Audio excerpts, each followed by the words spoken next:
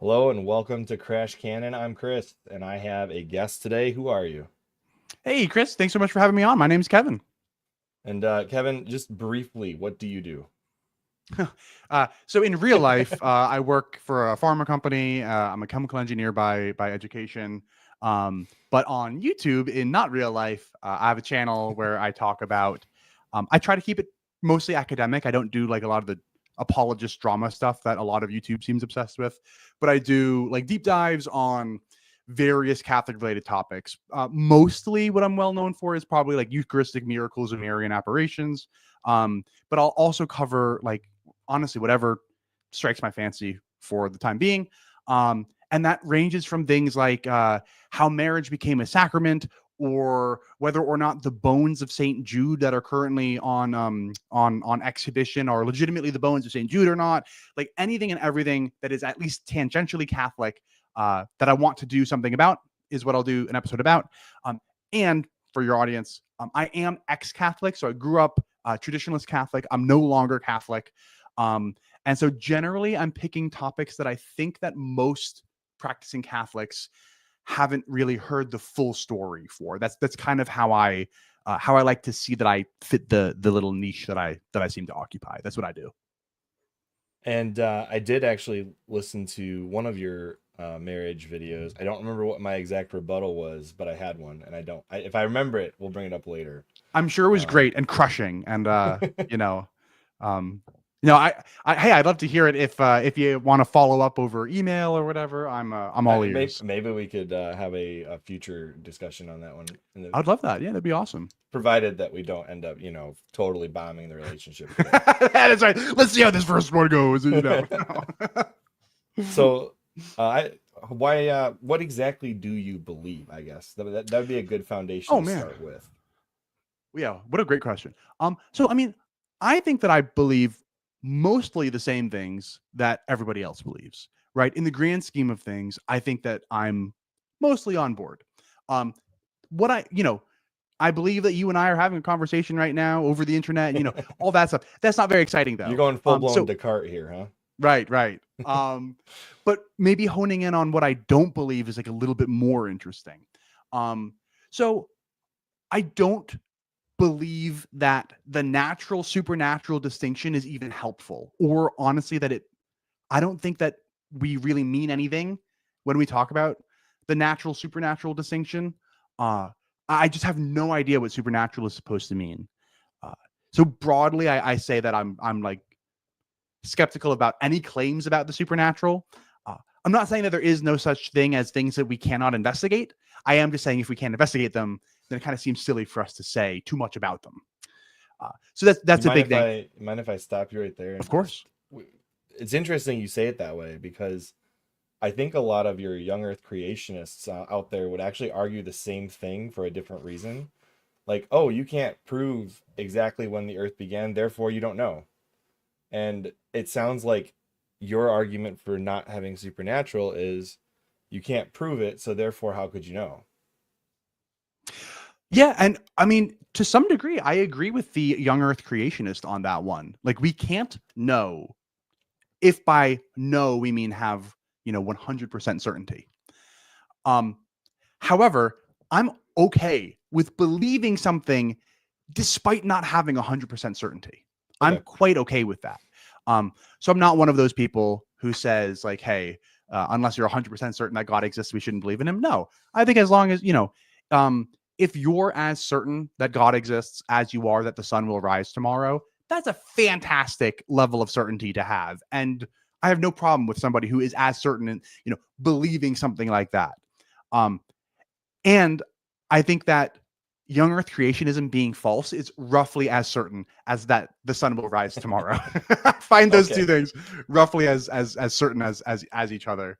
Um, but the key distinction that I'll draw between something like the unconfirmability of the age of the Earth and the unconfirmability of the supernatural is that we can investigate the age of the Earth. We cannot investigate the supernatural. We don't have the tools to do so. Self-admittedly, right? Like that is the definition of the supernatural.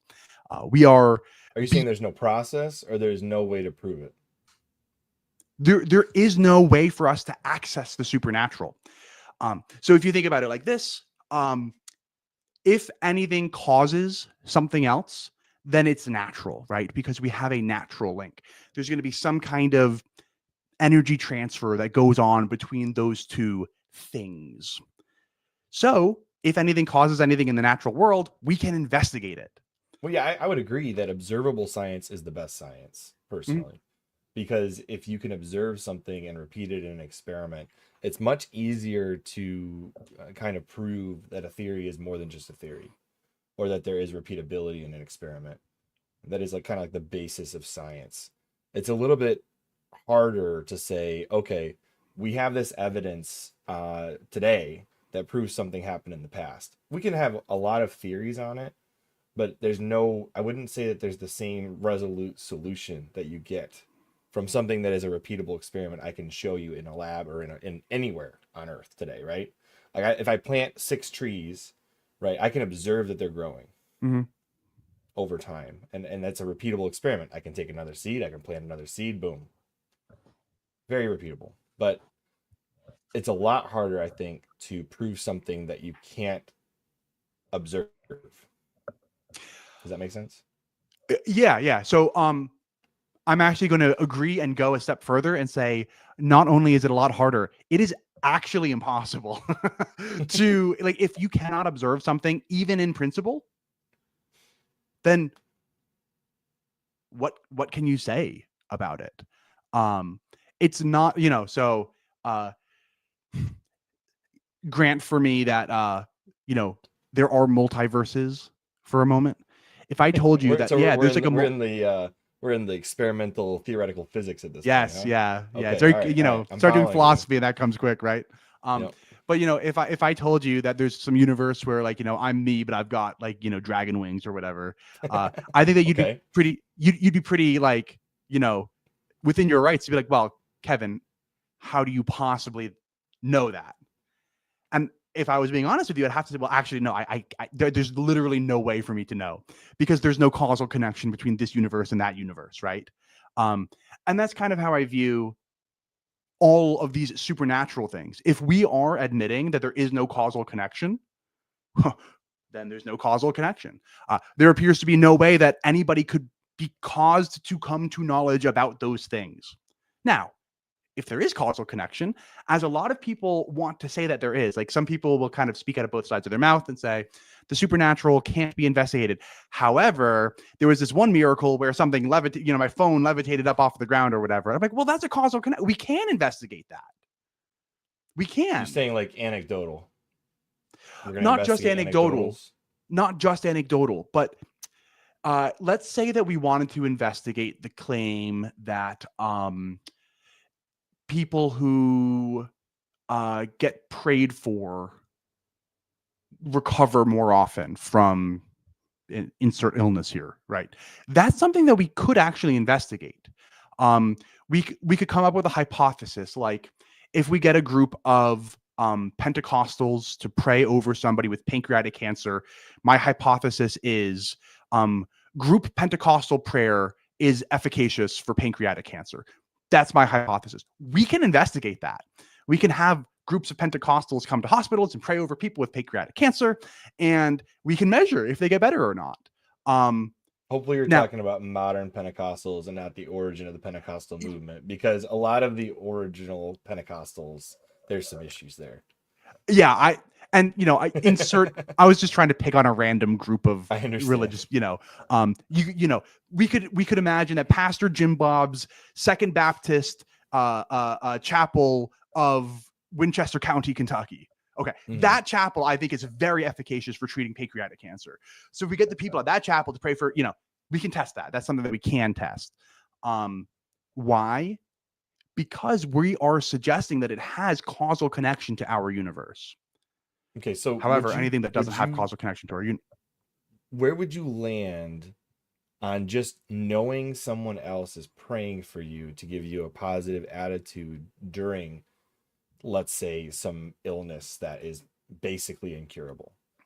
They do show, there's definitely statistics that show when someone has a better outlook on said illness, they're more likely to survive it. So just I would say that almost can prove some aspect of prayer works. Do you think that their outlook is a function of how many people are praying for them or something like that? Knowing that somebody's praying for you, I think automatically improves your outlook. It's actually the opposite. Really? There was a study done where there were the people were separated into three different groups of people. So they were sick people who had no idea if anybody was praying for them or not, and nobody was praying for them. There was a group, not nobody, but the group of people were not asked. This is a dual live stream. At least I think so. I think I'm on. I don't know. I hope it is. We are. Cool. It is. It's actually a quadruple live stream. We're on my YouTube, your YouTube, Twitter, and Rumble. Oh, cool. Look at that.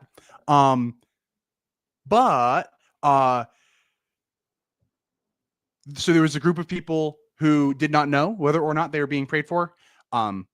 And they weren't being prayed for. There was a group that did not know whether or not they were being prayed for, and they were being prayed for. And then there was a group that was being prayed for, and they knew it. And that group actually did the worst in terms of recovering from, I forget what illness this was.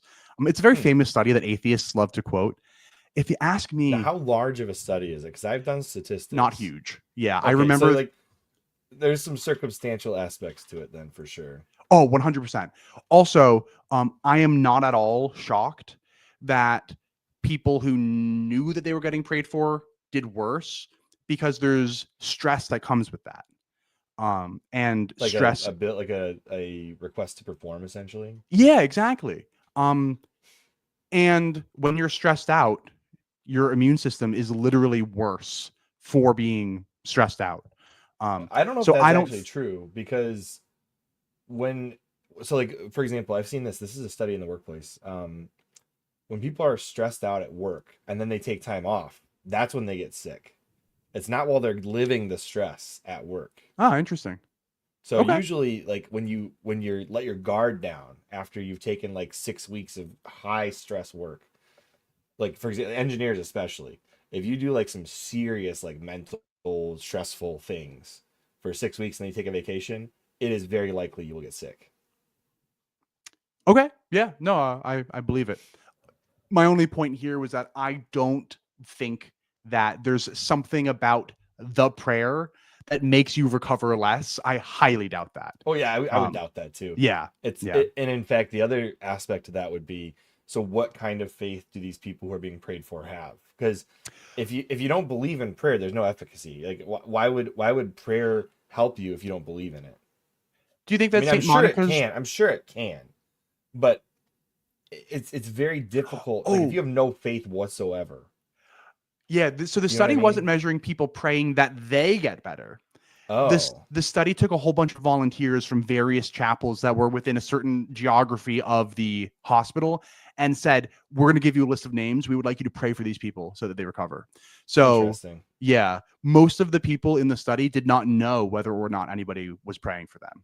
Now, not anybody, because I'm sure that they're family members. And so that's Oh, a yeah, I would common hope critique so. of this study is like, well, all it takes is one, 5-year-old in Bangladesh who says, dear God, please make everybody who's sick feel better. And then boom, your whole study is blown up because, What if that same boy in Bangladesh is like, please let the Americans die, or something like that? Oh my god. Yeah, I guess Like, there's that too. what I mean, I'm not saying that's gonna work, but you know what I Yeah. mean? Like, Yeah. what if there's probably just as many people praying for devastation in other countries as there are praying for success in other countries, but that's an entirely different subject.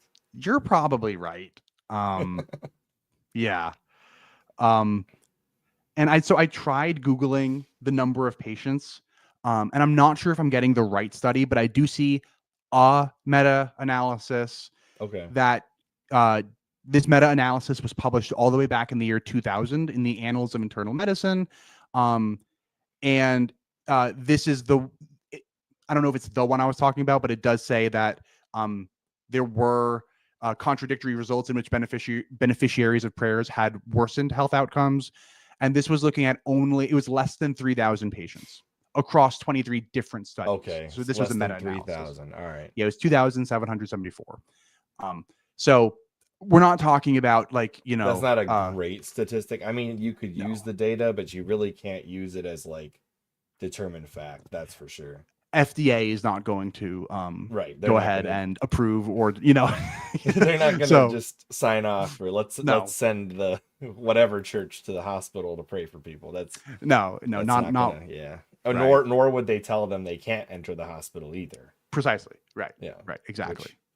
Which would probably be the more likely outcome, but that's a different Yeah. story. Well, yeah. If it was bad for people to be prayed for, then I guess they would probably bar that, just like other places have done. Let's see here. We do have some questions already here. I think there's a comforting way of being prayed for and a disturbing form of being prayed for. Yeah, fair. that's probably true.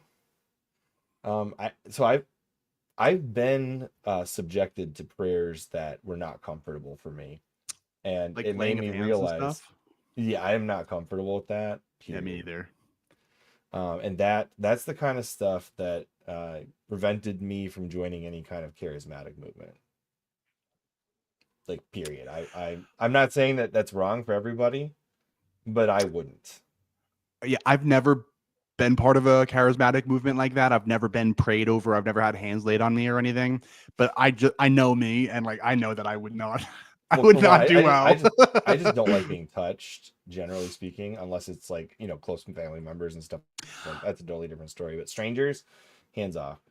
I'm like a hugger in general. Like I'm like not. Yeah, but you're expecting that.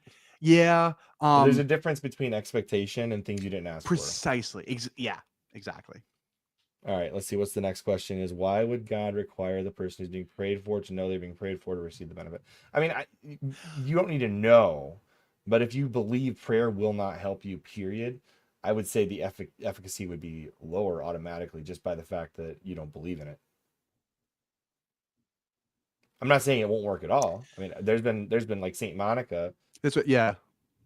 Probably the best example of praying for somebody who wasn't necessarily a believer, and then it results in Saint Augustine. But I think overall prayer is less efficacious for non-believers. Does that worry you at all? Like, because it seems to me that somebody who wants to make a big deal about that might say something like, "Well, that's evidence that it's a placebo." Like, because the cool thing about the placebo is that it really works. Like, the placebo effect, I would almost argue the opposite. It's like placebo effect almost proves the efficacy of faith, because if you believe that you could be fixed and you get nothing, it proves to me that faith is powerful. I'm not sure that I follow, and let me explain why. That's fine. I mean, you can disagree with me altogether. I'm fine with that. Well, I'm not even sure that I understood exactly what you meant there. And like, let me sketch out my thoughts, and you might be able to point out the misunderstanding. So my point was something like this. If you're given a sugar pill for your headache, there's a decent chance that your headache will get better if somebody tells you that it's Advil. That's the placebo effect. And the neat thing is that the placebo effect still actually works less powerfully, but it still works, even if you're told this is a sugar pill, because the brain can trick itself. Even if you know better in your rational mind, so okay. With all that in mind, if we think that somebody who doesn't believe in prayer is going to be affected less so than somebody who does believe in it, then it appears as if this is analogous to the placebo effect, where it works, depending on the indication, it works fairly well for headaches anyway, if it's just a sugar pill. And it even works less well, but it still works if you know it's a sugar pill. And so maybe somebody's trying to draw an analogy there. Yeah, that's kind of what I'm saying is, like, if you believe that something will help you, right? It almost proves the ability that even if there's nothing there at all, and you're believing it will help you, and it does, it almost kind of proves that your belief is almost more powerful than what is physically in your body. Does that make sense? It does. And I agree with you to an extent. More powerful, I'm not so sure about that. Okay, I mean And maybe not more powerful, yeah, but the fact that you can affect your body that way. yes, agreed. Yeah. Yeah. So I'm Your not gonna. mindset is very important. Yeah. Yeah, exactly. So like if I believe I'm going to get better and people are praying for me, that's probably better than if I think I'm going to get worse and people are praying for me. Yeah, 100%. Um, that's just your own physical willpower outlook. Now, Hmm. if you do believe in a divine creator, which I do, and you believe you could be interceded for, then you could have a miraculous recovery when the recovery looks like it's no dice, no chance. I mean, that is absolutely something that could happen that is what I believe. But uh so where were we at? How did we get to this part of the Oh man, discussion? you asked me like, Because what do you believe? And that's kind of, yes, but I'm then we so got sorry. into prayer, and I think I interrupted you when you said something about prayer. I don't remember what it was. I don't even know if I remember. Okay, let me get back to, I guess, a different question I want to ask you. It's kind of along the same lines. What do you want to be true? Oh, geez. Well, I mean, universalism, like hands down. Like if there was an all good God who was so good that everybody got saved and we all lived for eternity, or at least like if we all lived as long as we wanted to live or something like that. Yeah. I mean, that sounds a lot better than, you've got 80 years on this planet. Most of it kind of sucks. And then, and then you die. Like, universalism sounds way better. So I would love some kind of universalism to be true. Now, where do you fall away at? What would you say is your defining moment where you kind of lost your original faith? Because it sounds like maybe you had a hint of questioning through your upbringing at some point, or maybe it was just a little too much traditionalism sprinkled on top. What where do you fall away from the Catholic faith? And uh just so that I answer your question correctly, are you asking kind of like at Is the there a time that it timeline of yeah, things okay. that drop off like one by one and you're like, you know Yes. what, I can't do this anymore? Yeah, there is a timeline. If you asked me to give you just one moment, I'd be like, well, that's like a tough question because it was kind of like when I does don't think stubble turn anybody into a falls beard? away from one thing. I think it's a combination of things that usually lead people away.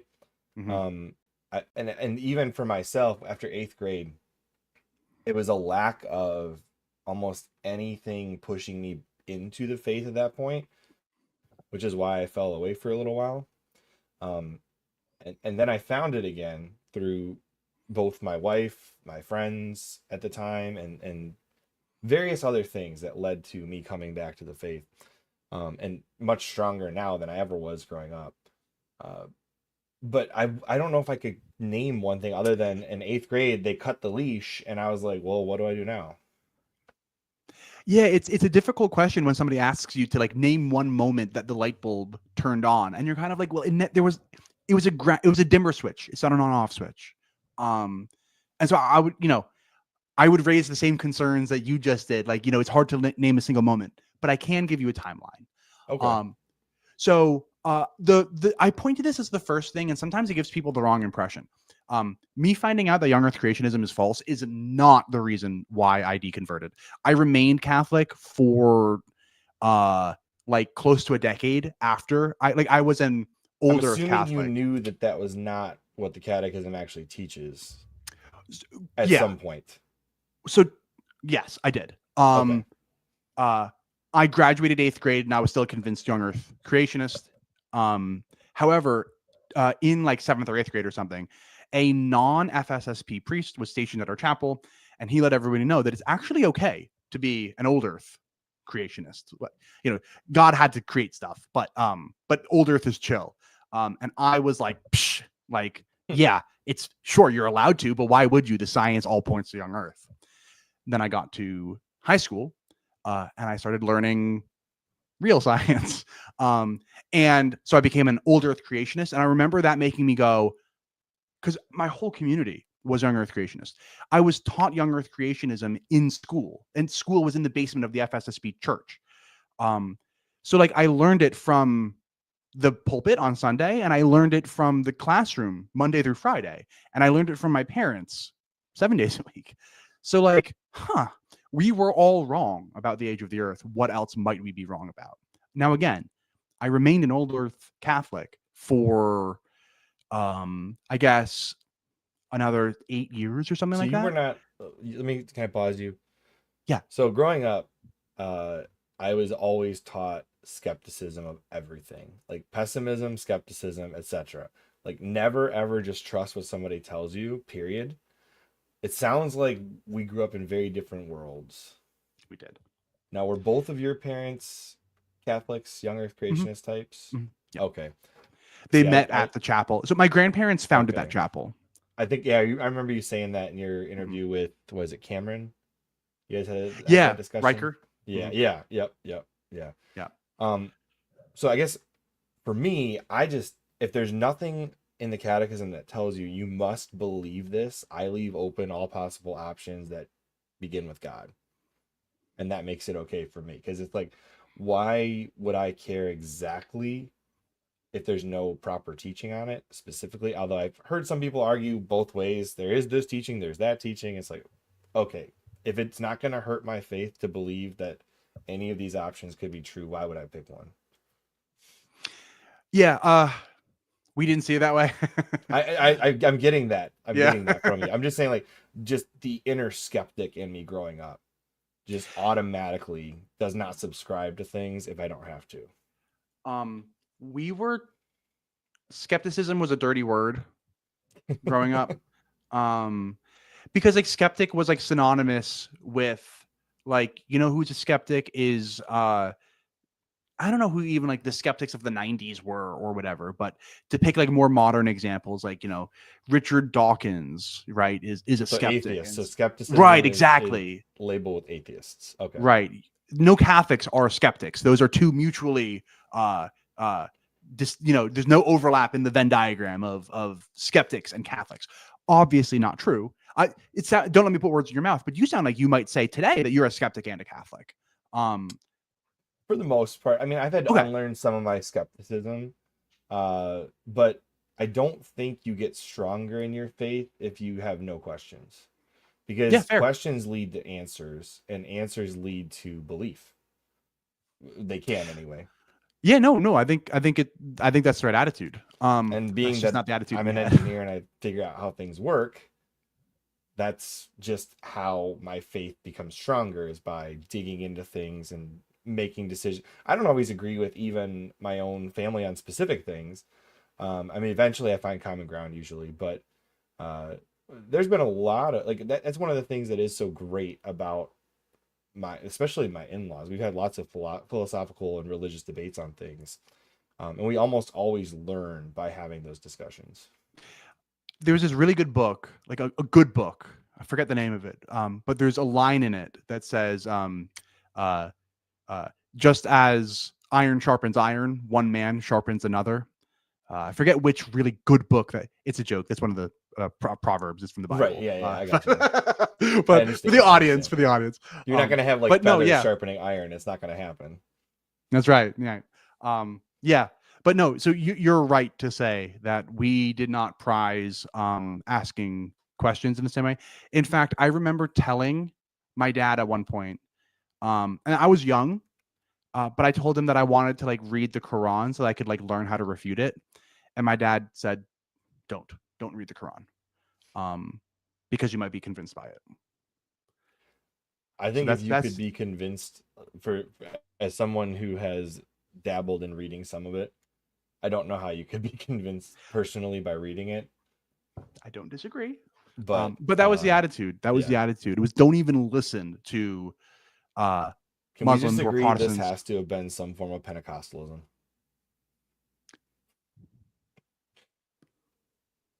Or could Yeah. you see that happening with some of the trad Catholics you've met? No, the trad Catholics would not I was be gonna say I yelling about can't ever snakes. Not see. snakes. Yeah, well, Spiritual warfare, yes, yes, but but the not shouting snakes. about snakes thing, it's kind of weird. Yeah. Okay, keep going. Sorry, I keep No, interrupting. no, you're good. You're good. I like the audience, and pick and choose is a good friend. So, but yeah, um, we didn't There was no skepticism about young Earth exactly. creationism in That's the right. family you grew up in. That's Understood. right. Yeah, we had Ken Ham on cassette and stuff like that. Okay. So you're going through this. You've started to hit like the, let's put it this way, the crack in the door has started. And at what point does the door fully open for you and you decide that you don't believe this anymore? Yeah, so great question, and one that I'm gonna have to answer again. Oh, I didn't finish my timeline, so maybe Go ahead. what I Yeah, should let's do keep is going kind on of, that then. but this is gonna answer your question through the timeline. Okay. Um, so If you that was don't like my pauses, just tell me to stop pausing you you're good. and No, you're keep good. going. It's a But I like to ask conversation. questions as we're going. No, I think it makes it more organic too. Yeah. Otherwise, I just I can talk. I'm a yapper, so um, but so if that was the first thing, it was like the young, like oh, if I'm wrong about this, what else might I be wrong about? Almost nothing happened for 5 or so years after that. Um, but then a really close friend of mine from the FSSP chapel that I grew up in came out as gay. And I was like, oh shoot, like I know that this is immoral to be gay, like to do gay stuff. Um, I don't really know why, if I'm being honest. If I was just being honest with myself, I was like, I know that this is wrong because like I've heard it in sermons, and I remember that this is an abomination, one that cries out to heaven for vengeance. But why again? Let me look into it. So I started studying about Catholic sexual ethics, more or less. Teleology was like a big part of it. Um, and I said this was like 5 years down the road, so I was probably 18 or 19 or something. I was in college, so I was learning chemical engineering, right? So I was learning physics and chemistry and math for the most part. Um, and at the same time, I was reading about teleology. And so teleology is part of Aristotelian physics. So Aristotle first talks about teleology in his book, which is called Physics. Yeah. Because like Aristotle didn't think that he was doing philosophy as we understand philosophy today. He was doing like the natural sciences, right? So he thought like that he was doing the science of the time anyway. And so I remember reading teleology and about Aristotelian physics with the four causes and all this, and I was like, this isn't anything like the physics that I'm learning as part of my engineering degree. What is going on here? And so that's when I found out that just as how Einstein's physics replaced Newton's physics replaced Aristotle's physics. The world was operating under this model of how the universe works, which was Aristotelian, up until the 16th century or whatever with Sir Isaac Newton, or 17th century, whatever. I forget when Newton lived. Yeah, I can't. I don't know. 18th History is century, I not, don't know. I would not argue that history is my strong suit. Me I could neither. probably tell you something happened, but I might not be able to identify exactly when. Yeah. But anyway, for 2,000 years, Aristotle's physics was just fine, and it worked, and it got us to the point where we had Newton, and then Newton kind of remodeled physics, and then we had Newtonian physics for a couple hundred years until we had Einstein, and Einstein has kind of carried us through mostly to today, and it's held up pretty well. I'm sure there'll be another revolution in physics in 100 years from now or whatever, or less, who knows. But regardless, I realized that I didn't actually think that teleology was an accurate way of describing the world. And if teleology isn't an accurate way of describing the world, well, do I have any other reasons for thinking that it's immoral to be gay or to do gay stuff? And I realized that I didn't really have anything besides the church says so. Like the church says so, and the Bible says so, and teleology. But I don't think that teleology is like veridical, right? I don't think it's truth apt. Here's an interesting tidbit for you since you brought it up. Did you know that the word sodomy used to describe all acts that were not within the bounds of procreation? Mm-hmm. Well, within the bounds of marriage, even. Yes. Yeah. Exactly. Yeah. Well, right, because you it was might sodomy. be able to argue because that act would necessarily lead to people to get married would not be sodomy by that definition. But well, everything else would be. If a man was married but was having relations with a woman of the street, I believe that was also considered sodomy, right? would be, but even if she got pregnant by it's him. specifically a non-procreative act. I don't know if it requires it be in or out of marriage. I actually don't know that. I might have to look that up. I could be wrong about that, but yeah, no, I But mean, for sure that would be mhm. adultery. Yeah, yeah. So that would still be wrong. It would just be wrong for a different reason. Sure, yeah, just a different word to describe it. But Yeah. yeah, yeah. But so I guess that was a big moment for me when I was like, oh shoot, like I don't think that I have enough reasons to. I don't think I'm justified in thinking that this is immoral. And something that I didn't mention too is I realized that I didn't have an intuition that it was wrong. Like I knew that I had been told that it was wrong all my life. And I think that I expected that if I ever met a gay person, I'd be like, oh, this is gross. But then it was one of my best friends. And I was like, this isn't gross. He's just a dude. He's my friend. But I knew that that the church said it was wrong. And so I thought I better get to the bottom of this. And I just found that I really didn't think that the church was right about teleology in general. Now, just my own thing. I do believe the church is correct on this one, but we don't have to get into that. This is your story. Just wanted to throw that out there in case anybody is questioning where I land on it. Yeah, and I am happy to discuss it. This is like one of my favorite, like, kind of pet topics, I guess. I don't think that's for today. Sure, sounds good. We'll see where it goes, but I think we've got enough other things to unpack. And then let me just kind of throw in a few more points on the timeline, and then I'm happy to move on. No, I want you to. That's why I'm like, let's not. Oh, okay, cool. Jump into the weeds with that. Okay. One. I was just letting people know if anybody was curious. I believe the church is correct on that one, and then we can move on. Cool. So I guess that was kind of like the first domino in a series of dominoes that fell pretty quickly over the next 4 years, like over my kind of college career. So, okay, I don't think that Aristotle was right about like causation, right? Like the four causes, teleology. What about like, substances and accidents and stuff? And so I kind of realized like, oh, I don't actually think that substances exist either. Like, I think that a thing is just what its accidents are. So like a thing is bread if it has the accidents of bread. And so like, if I don't believe in substances, then like transubstantiation, right? Transubstantiation. How do you believe in that if you don't really believe in substances anymore? So I was like, ooh, like I guess I don't believe in transubstantiation either. And then at that point, I was like, well, if you eliminate supernatural, you're already. If you're eliminating supernatural from your thought process, although maybe you're not there yet. Exactly, I wasn't there yet. Okay. But I thought to myself, if I don't believe in substances, then maybe I'm Christian, but not Catholic. So I started attending at college. I don't know if you've heard of Cru, but that's the new name for the organization that used to be called the Campus Crusade for Christ. It's a non-denominationally Christian organization, like a campus outreach program.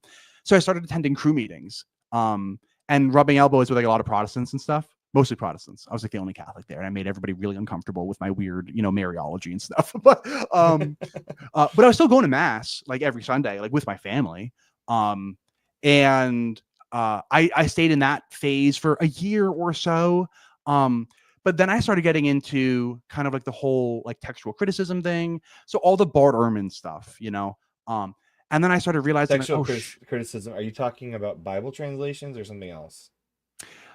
So not just the translations, but like, the authorship of the New Testament, whether they're, anonymous or pseudonymous or not, things like that.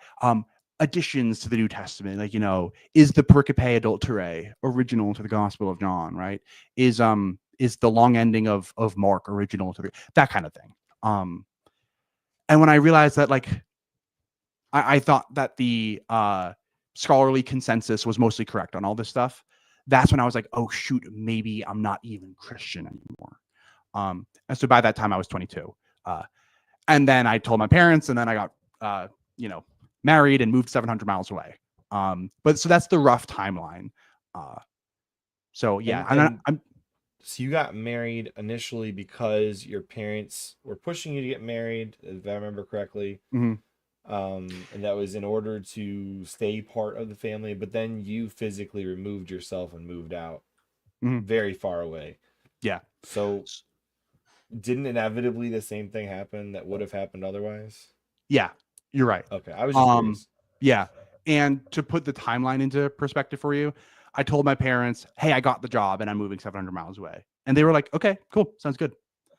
And then a few days later, they were like, is your girlfriend moving with you? And I said, don't ask questions you don't want the answer to. That was a mistake. You should never say Yeah. that to your parents. Never say that to your, that was a huge mistake.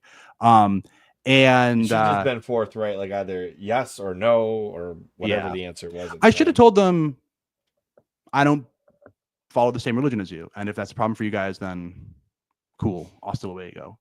And I mean, it would have been hasta luego.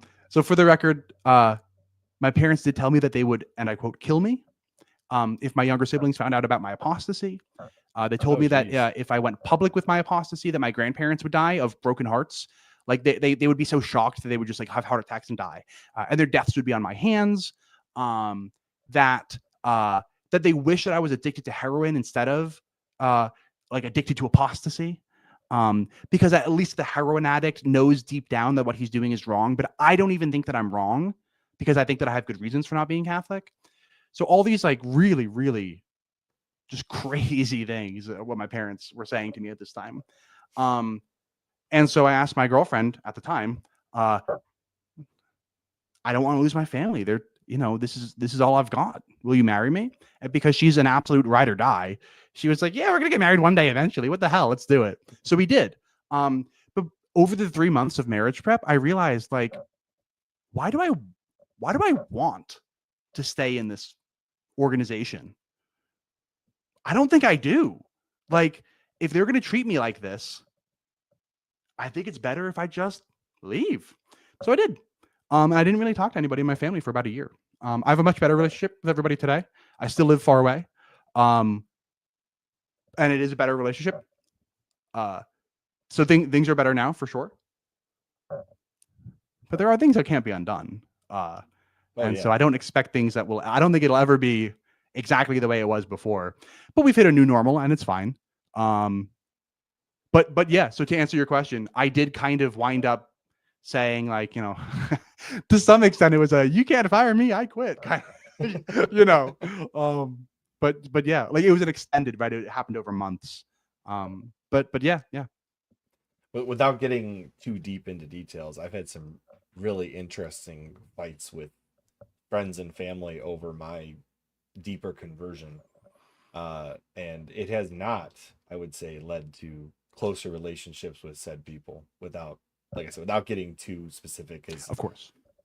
I don't know who listens to this, but if they ever did, I wouldn't want them to figure out if I was talking about them or not. You know what I mean? Mm-hmm. Yeah. Because that's not the object of this conversation, or And that's why I any use of a the fake last conversations I've name. had. Yeah. That's why I use Yeah. a fake last You name. mean that's not Non-tradicath. your last name? I know, it's a shock. I know. I couldn't figure that out, man. I know it gets everybody. Okay, Mommy, let's go. The NONTRADICATH is the like French something or other, but Yes. Somebody said to me the other day, "Oh, I thought that was like a Scandinavian name." I said, "No, it is not. yeah, It is fake." you're non-Tradicath because you're old church Catholic. The what That's not right. Scandinavians. It's the Is this the Spaniards, right? Poland has one old Polish church, and there's the old. It's like the old national Polish churches. I don't know. There's a bunch of like churches that claim to be the original Catholic Church out there. There's actually a few near me, believe it or not. I was Have you ever shocked to find visited? them. No way. I mean, we're Probably for probably the best. talking. We're probably talking much stronger non-skepticism than what you grew up with.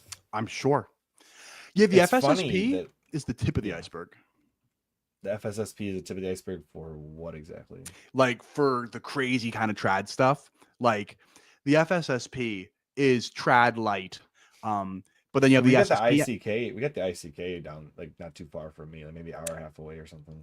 So I've never been to the ICKSP, but I put them in the same boat as the FSSP, where I think of them both as like. Well, they formed up in the same way essentially.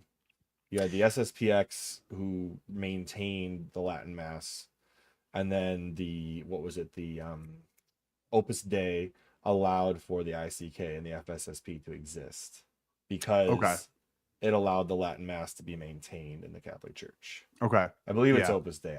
If I'm mixing up which organization it was, I apologize. I'm just going off of what I remember. The FSSP split off directly from the SSPX. Yeah, they did because they wanted to be an in communion version of what the SSPX was. Exactly. I don't know how the ICKSP was formed, if I'm being honest. I don't know if they're not also from the SSPX, right? They were kind of It's all of these divisions that still do the Latin Mass owe their origin, like the origins, to what the SSPX did. Because you yeah. really wouldn't. I mean, other than what you had with the what was it, the Agatha Christie letter to the Pope in England, where they allowed some Latin masses to continue.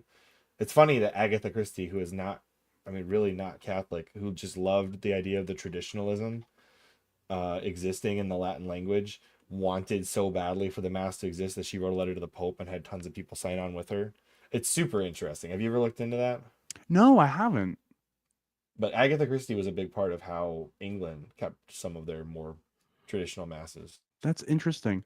I'm reading about the origin of the ICKSP, and it looks like it was only founded in 1990 in That doesn't Africa, surprise me. which is It interesting. was probably Opus Dei though was involved. That was the commission. Yes.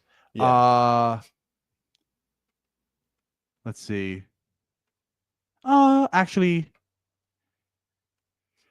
it was granted the status of a pontifical right by decree Okay. by the Pontifical Commission Ecclesia Dei. Ecclesia Day. That's right. I'm That's what sorry. it It's not is. Opus Day. It's Ecclesia Day. That's right. Yeah. I Opus Dei apologize. is that other group. Yes. Yeah. That's an entirely different group. I Yeah. apologize. There we go. I mixed them. Cool, up. cool. Yeah. They're all these Latin names, you know. It's easy to mix I know them up. I'm getting better with my Latin. Believe it or not, I've been learning quite a bit on my own for my own enjoyment and prayer life. But that's Now, how are you pronouncing it? That's the important I look question. up how things get pronounced and whatnot. Oh, I well, are you I try to get pronouncing them it? right. Are you pronouncing it ecclesiastically or classically? Yes, not classically. No. Okay. Um, So I technically, learned although that. technically I am kind of both because I've got some of the Pius XII Psalter, which was cleaned up to look more like classical Latin. Really interesting. Yeah. That's a whole. If you want to know this, the history of the Divine Office is something I'm working on. You know, like the whole hourly prayers and stuff. And one of the things that kind of ruined the office for priests, at least from a chant aspect, was when they rewrote all the Psalms with a more modern Pius the 12th decree to a more modern translation. And that's my biggest complaint about Pius the 12th is that he did that Hmm. because almost every book produced between like 1950-ish and 1962, so pretty much everything that you're allowed to use under what Benedict the 16th did has the Pius the 12th Psalter unless it's been reprinted. Interesting. Okay. But yeah, he Cool. basically ruined every chant they had because ecclesiastical Latin is very good for chanting, but it's not Wenny Weedy Weechy exactly doesn't sound as good. correct. What was that? I said Wenny Weedy Weechy doesn't sound as good Yeah, when you chant exactly. A lot of the ways that it. classical Latin is written does not sound as good. When I hear classical pronunciations, I'm like, what are you saying? Like, but you know, that's just because I grew up trad, so whatever. Yeah, yeah. And I did not. So like I'm learning this all as I go. I mean, I grew up in a I wouldn't say modernist, but just like your standard Novus Ordo. Yeah. Priest is Vatican II facing sect. you, everything's in English. If the mass goes longer than an hour, the boomers complain. You know, standard Novus Ordo. Sure. Yeah. I've been to a couple of Novus Ordo masses in my life. I've been to probably a dozen or so in my If life. you were to ever come back to the church, what would you attend? Whew. Great question. I'm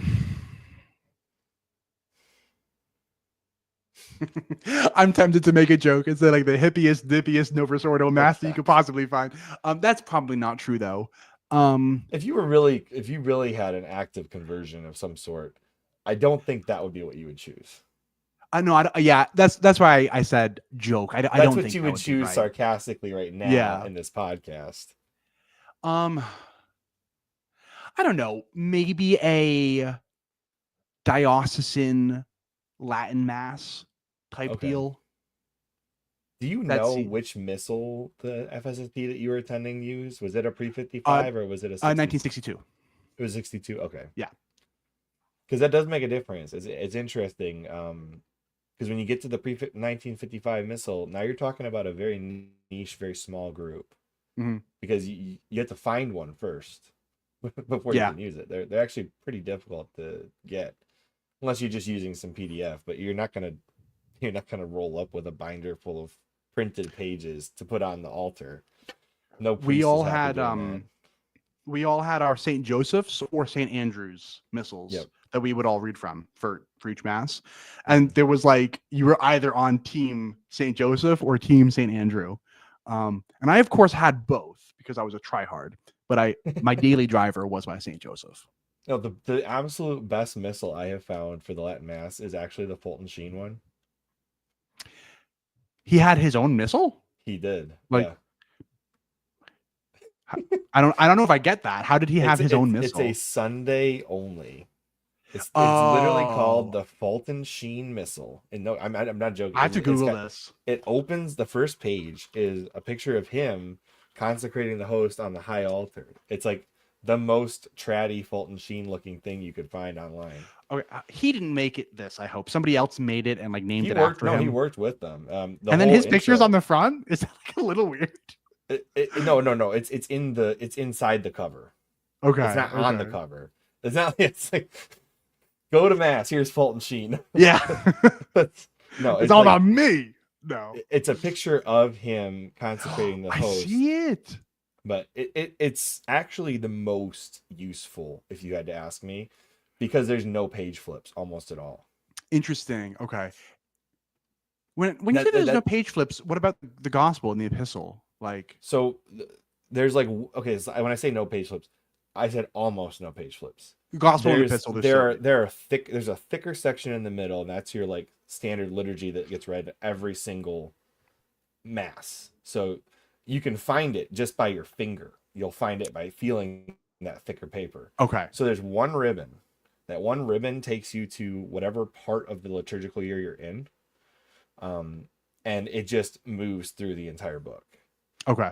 And so you So only flip between that and the thick paper. So you can find it very easy.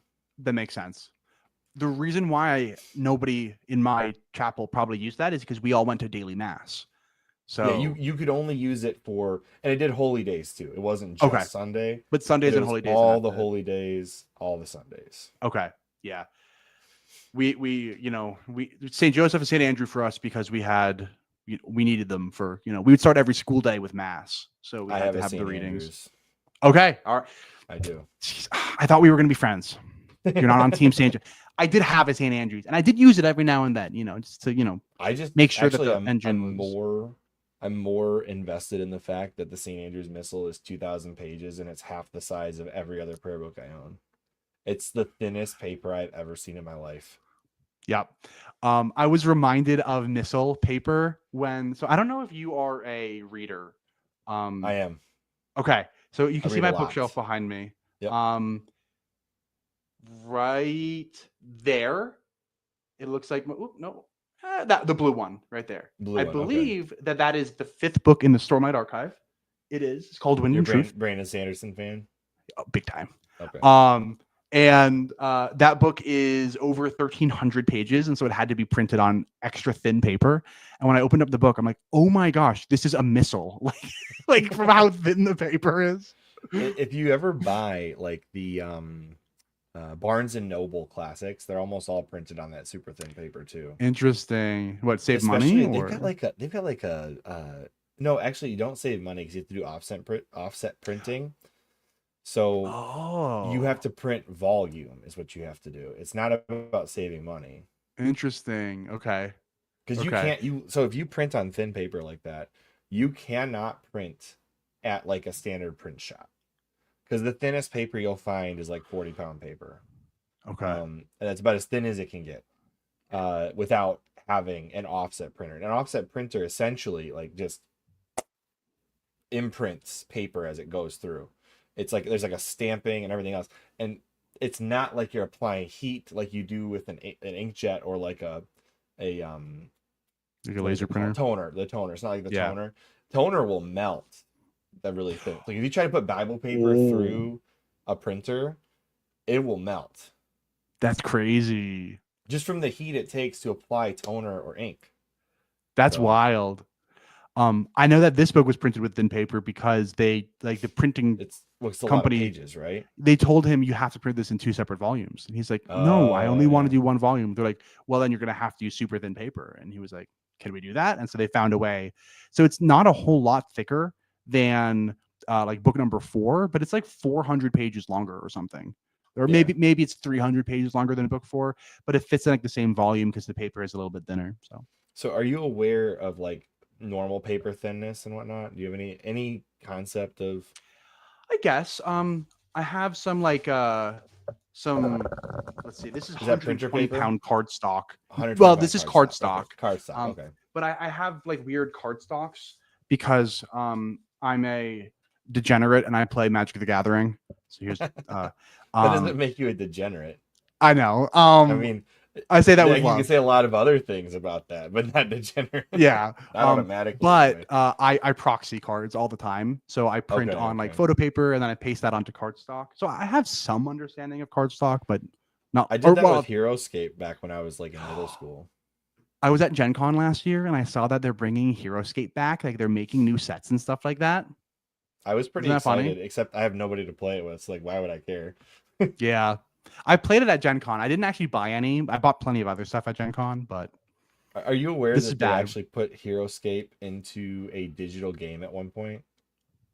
Really? Yeah, it was actually so if you went to Hasbro's website back in the day and you logged in, and you had like a set or something, you could play just the basic version of HeroScape in like a preformed map. And I was like blown away. I was like, they should just release this because guarantee people would play it. You know, like Tabletop Simulator? I'm sure that Yeah. people can play HeroScape on Tabletop If Simulator. they could get the license for it. Hasbro's not handing that out. I'm sure that people have like custom Oh, made the yeah, game and probably. They're just not gonna be able to yeah. sell it. Yeah. Sure. Yeah, right. So, anyways, as far as paper goes, like you have to have an offset printer that can print on extremely thin Bible paper. And I've learned this because I tried to find somebody who could print something for me. I was trying to get something off archive.org printed. And I was like, well, the only way I'm going to print this if it's not like, 5 inches, 6, whatever. And I looked up how much. So 20-pound paper or 20 pound paper means that for a ream of paper, it weighs 20 pounds. But that's Oh, not okay. how they measure Bible paper. How you measure Bible paper is grams per square meter. What? Yeah, it's like why? But there is a conversion, and it's not. It's like almost exponential. So like the bigger poundage you get, it's like whoosh. So it's like 20-pound paper is like anywhere between 80 GSM and 100 GSM, and Bible is like 28 to 32 That's so thin. GSM. That's So, crazy. and then you have to talk about opacity. So, like, you got to talk about what is being put into that paper to make you able to see it. It's a mess. I Don't try bet. and print your own Bible. Let me just put it that way. Don't do You know, I was thinking about it, but now that you said it, I won't. it. You were gonna print one that you could modify yourself. No, Yeah, you know the Jefferson Bible? I'm gonna do the Kevin Bible. then you'd really be sola scriptura Oh like the my gosh, can Protestants. you imagine? But it says here in my Bible. In my Bible, poor Oh my Martin Luther just goodness. crossed out the parts I don't like. Yeah, yeah. Let's just go full heretic on this. Anyway, Insert a few onlys in there if I feel like it. that is like the quickest way I feel like to divide up like a bunch of Protestants is, well, it says it's faith alone. And it's like, and then like they just immediately start all fighting. It'd be so much infighting amongst the Protestants. It wouldn't be funny. Mm-hmm. There's some Catholics that think that's true too. So it's like I don't even know what to say to them. Yeah, there's folks of all kinds. All right, let me see here. Why are we talking about I know it's all my fault. Why are we Oh, talking man. about paper? Sorry, Ray. Everybody's got to learn something today. If you didn't know about Mhm. paper, now you do. That's what you get when you come to an off-script conversation with Kevin. All right, there was another. Oh, I remember what my question was. This is like a fundamental question, I feel like. So, how did we get from no life to life? Is this something you think about? Uh, I mean, occasionally, I guess. And the only real answer for you is I have no idea. Um, I can like sketch some general thoughts, but the only honest answer I can give you is I have no idea. That's like the only honest answer. So to take it on faith that life came from somewhere. I don't think I need faith to take it that life came from somewhere, because I think I can look around and see life, be like, okay, it came from somewhere. So I don't think I need faith, Maybe not right? faith, but like we know that it came from somewhere that we nobody can like explain it. Sure. There's a lot of theories out there. You know, you got a Big Bang theory that has mostly been, I think, most science is now rejecting that for some reason. I haven't looked deeply into it, but I've seen a lot of rejections lately in what I've seen published, I'm not talking about like flat Earth blogs or something. I'm saying like people in the science majors are writing up whole theses on why Big Bang's not a thing anymore. I don't know. It's neither here nor there for me, but it seems like there's a lot of theories out there. That's one of them. The Big Bang has nothing to do with life, of course. It could, depending on how you trace it. Some people claim that you go from Big Bang to some kind of evolution. How do you see those two things as being related? I'm not saying I do. I'm saying I've seen somebody trace it out. Remember, I don't subscribe to any specific way. Does that make sense? So I Yeah. read everything.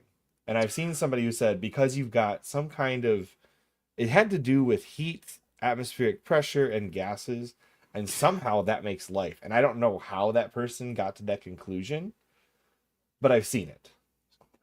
So we have to remember that like during the Big Bang, there were no atmospheres per se. There weren't really Gas planets. ball, whatever you want to call it, okay? But it's like some pressurized system that exists and mixes things together to form life. That was the claim I read online. I'm not saying I subscribe to that. I've seen that many different theories on how life begins. Um, that could have been some crackpot, to be honest with you. I don't remember who said it. I remember somebody said it. I'd be Are you very following me? skeptical. Yeah, no, I am following you. And I would probably. It I'm sounds just like you've got some skepticism about that, and I think I would oh share your yes. skepticism. Anybody who starts talking about origin of life in relation to the Big Bang, I'm going to be instantly skeptical of, because those two events are separated by about 13 billion years. So I'm anybody who's trying to link those two things together, I'm going to be pretty skeptical of. Oh, here. Okay, I heard this was a Protestant thing. Tell me what you think of this one. I had never heard it before, and it showed up in my Instagram feed because I think Instagram wants me to be a Protestant, so it just keeps sending me Protestant clips every single day. Anyway, the guy says, if you believe in God and He's infinitely powerful, why couldn't He create a universe in an instant, which has a registered like shelf life essentially?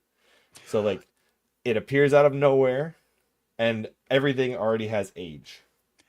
So people call that last Thursdayism. Have you heard of Last that before? Thursday, I have not. No. So how do you know that last Thursday God didn't create you and everything else, but gave you like all these memories of your childhood, but it never really happened?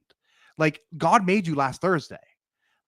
And these memories that you have are per se false because you didn't exist before last Thursday. But you have no way of knowing that because God created you with all these memories. God put these fossils in the ground, and when you carbon date them, God made the amount of carbon, and He made the half-life of carbon I'm such that just it saying, looks like I they're like. thousands of years old. So we go Yeah, from somebody in the science field trying to claim the Big Bang leads to evolution somehow, and you've got nope, everything just appeared yesterday because God is all powerful. Like there's yeah, a whole range of possibilities. That's why I'm saying I don't subscribe to a specific one. yeah. Well, so last Thursdayism is very interesting, and I've actually had conversations with priests about last Thursdayism back when I was still Catholic. And I had so the same priest who told us that evolution is chill and all that. Um, he told us that he doesn't buy last Thursdayism. How come? Because he thinks it's cruel. He thinks that God is not the author of confusion, and that it seems real confusing for God to make a universe that should convince us that it is old, but it actually isn't. Um, so he is essentially saying, I'm taking God at his word. I don't think that God's a liar. That's what this priest told me. Um, I'm not Catholic. I don't really have a dog in that fight exactly. But I just thought that was an interesting position for a Catholic to take. Okay. Did we reach the conclusion of your timeline? Because Yeah, for all intents and purposes, okay, I think we okay. did. Just want to make sure. So, I'm so bad at this.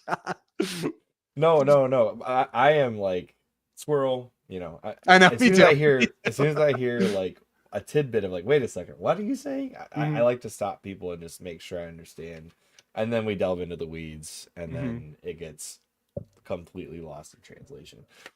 We're morally speaking, do you still think, morally speaking, that Christianity would be a good? So the word moral is going to be weird to me because I'm not a realist about morality. So, um, what I mean by that is I don't know what we're talking about when we say moral. Um, There are morals built into the culture. The question is, are they Christian morals? And if so, are they good? there are things, there are ways that people would prefer the world to be, certainly. Um, and do I think that Christianity has helped the world become the kind of world that most people think that the way that most people want it to be? Yes. Has it also done bad things too? Sure. Do I think the good outweigh the bad? Yes. Um, yeah, let me pause there because I could get off on a whole moral realism tangent. Um, I'd be interested to hear a defense for last Thursdayism, but um, but yeah. Oh, and so do I think that the world would be better off? So I think it depends on. I think in some places yes, and in some places no. So for instance, I think that cultures do outgrow Christianity, um, but I not think all have cultures yet. outgrow Protestantism. And I'll tell you why. It's because Protestantism is a look. I'm not saying that every Protestant sect that forms is automatically going to lead to atheism, because obviously you know, get anything from a Protestant cult, which there's been a lot of those over the years, all the way to this mega universal church like Joel Osteen. I'm not saying those two groups necessarily lead to atheism, but every time you break off into something more niche or more expansive, depending on what it is, it dilutes. And the more diluted Christianity gets, I think the more likely it leads to atheism. Does that make sense? Uh, yes, but I would actually be interested to see the deconversion rates of Protestantism and Catholicism. There was a recent paper that was published that said for every one person who converts to Catholicism, uh, 8.3 people leave. I'd be interested to compare that against Protestantism and see which one is better, Well, you and then know? the other Because like question we could becomes empirically. the other question then becomes, are they converting to Protestantism in the same way? Because so the Catholic Church, you have to accept so many precepts and dogmas and stuff. Like to become Catholic is like a totally different process than most. I'm not saying all, most modern Protestants. Most modern Protestants, I could show up tomorrow to a Baptist church, say I want to become Baptist, and that guy is gonna baptize me. Whereas if you want to convert to Catholicism, in You have to wait most until Saturday cases, wait until Saturday isn't no. because In this most coming Saturday is the Easter Vigil. That's right, right. RCIA, OCIA, whichever right. name you prefer. Um, it's OCIA officially, but some people still refer to it as RCIA. But you have to go through a whole process. It's like it will automatically filter out people that, oh wait, I don't believe in this. You know what I mean? So for somebody to convert, I would be more interested not in the number of conversions, but in the success of the conversions. Because I would argue that most Protestants, at least the mainstream, like your Baptists, like the mega churches, I don't know how well you retain those people. The second you hear something that I've seen, like this is anecdotal, but if I were to analyze all of my friends who have gone to a mega church, most of them don't stick around. Hmm. Yeah, I don't know. It'd be interesting. I don't know if there's been like a study done or something that compares the two. I'd be interested to see that. I'm Googling real quick Protestant versus Catholic conversion and deconversion. And like, let's just see if I find anything. I don't know if I will, but it'd be interesting. To any researcher listening, please work on this. And then the other question is like, nobody's giving the people who are leaving Catholicism like an exit interview or an exit survey, right? That's not really. I mean, some of them are. I've seen a few, but overall, who's giving the exit survey? It's conversations like this where we actually find out why people have left and what their reasoning is and how strongly they felt about it. Yeah. I agree. Yeah. Unless you do something like this, you're not really going to get to the heart of the matter for sure. But yeah, I'd be interested to see the numbers. I'm sure Pew Research does. I just haven't seen them. Librarians off hours. Thanks, brother. If you ever want to have a much deeper conversation about paper, I am the guy to talk to. Anyway. All right. What was I asking you before we got on this little tangent here? If I converted, what mass I would go to, something after that. Yes, I think we did talk about that. And you didn't really, you gave kind of an answer. I think that the answer that I landed on was like a diocesan Latin mass. Yeah, that's right. Diocesan Latin mass. That's right. Here's a different question. This has nothing to do with the previous things we've talked about, but there's this website called New Liturgical Movement. Have you heard of it? No, I haven't. They always kind of discuss the old and the new and like a happy medium. And this is actually something that's been promoted by Cardinal Sarah. I've heard it pronounced both ways. The African Cardinal Sarah. That there won't be a going back or a going forward, whether it's the Novus Ordo or the old Latin Mass, but some marriage between the two. Do you think, based on your own experience, that would be an agreeable solution, or do you think that would cause more infighting than we've already seen? In some sense, my opinion doesn't matter because I'm on the outside. Your but opinion, you asked me, so I'll answer. you get to see it from the outside looking in, and you have some experience in the trad movement. Yeah. So here's what I will say is the trad movement, I think, is inherently I'm looking for the right word. The trad movement prides itself on being different from the mainstream.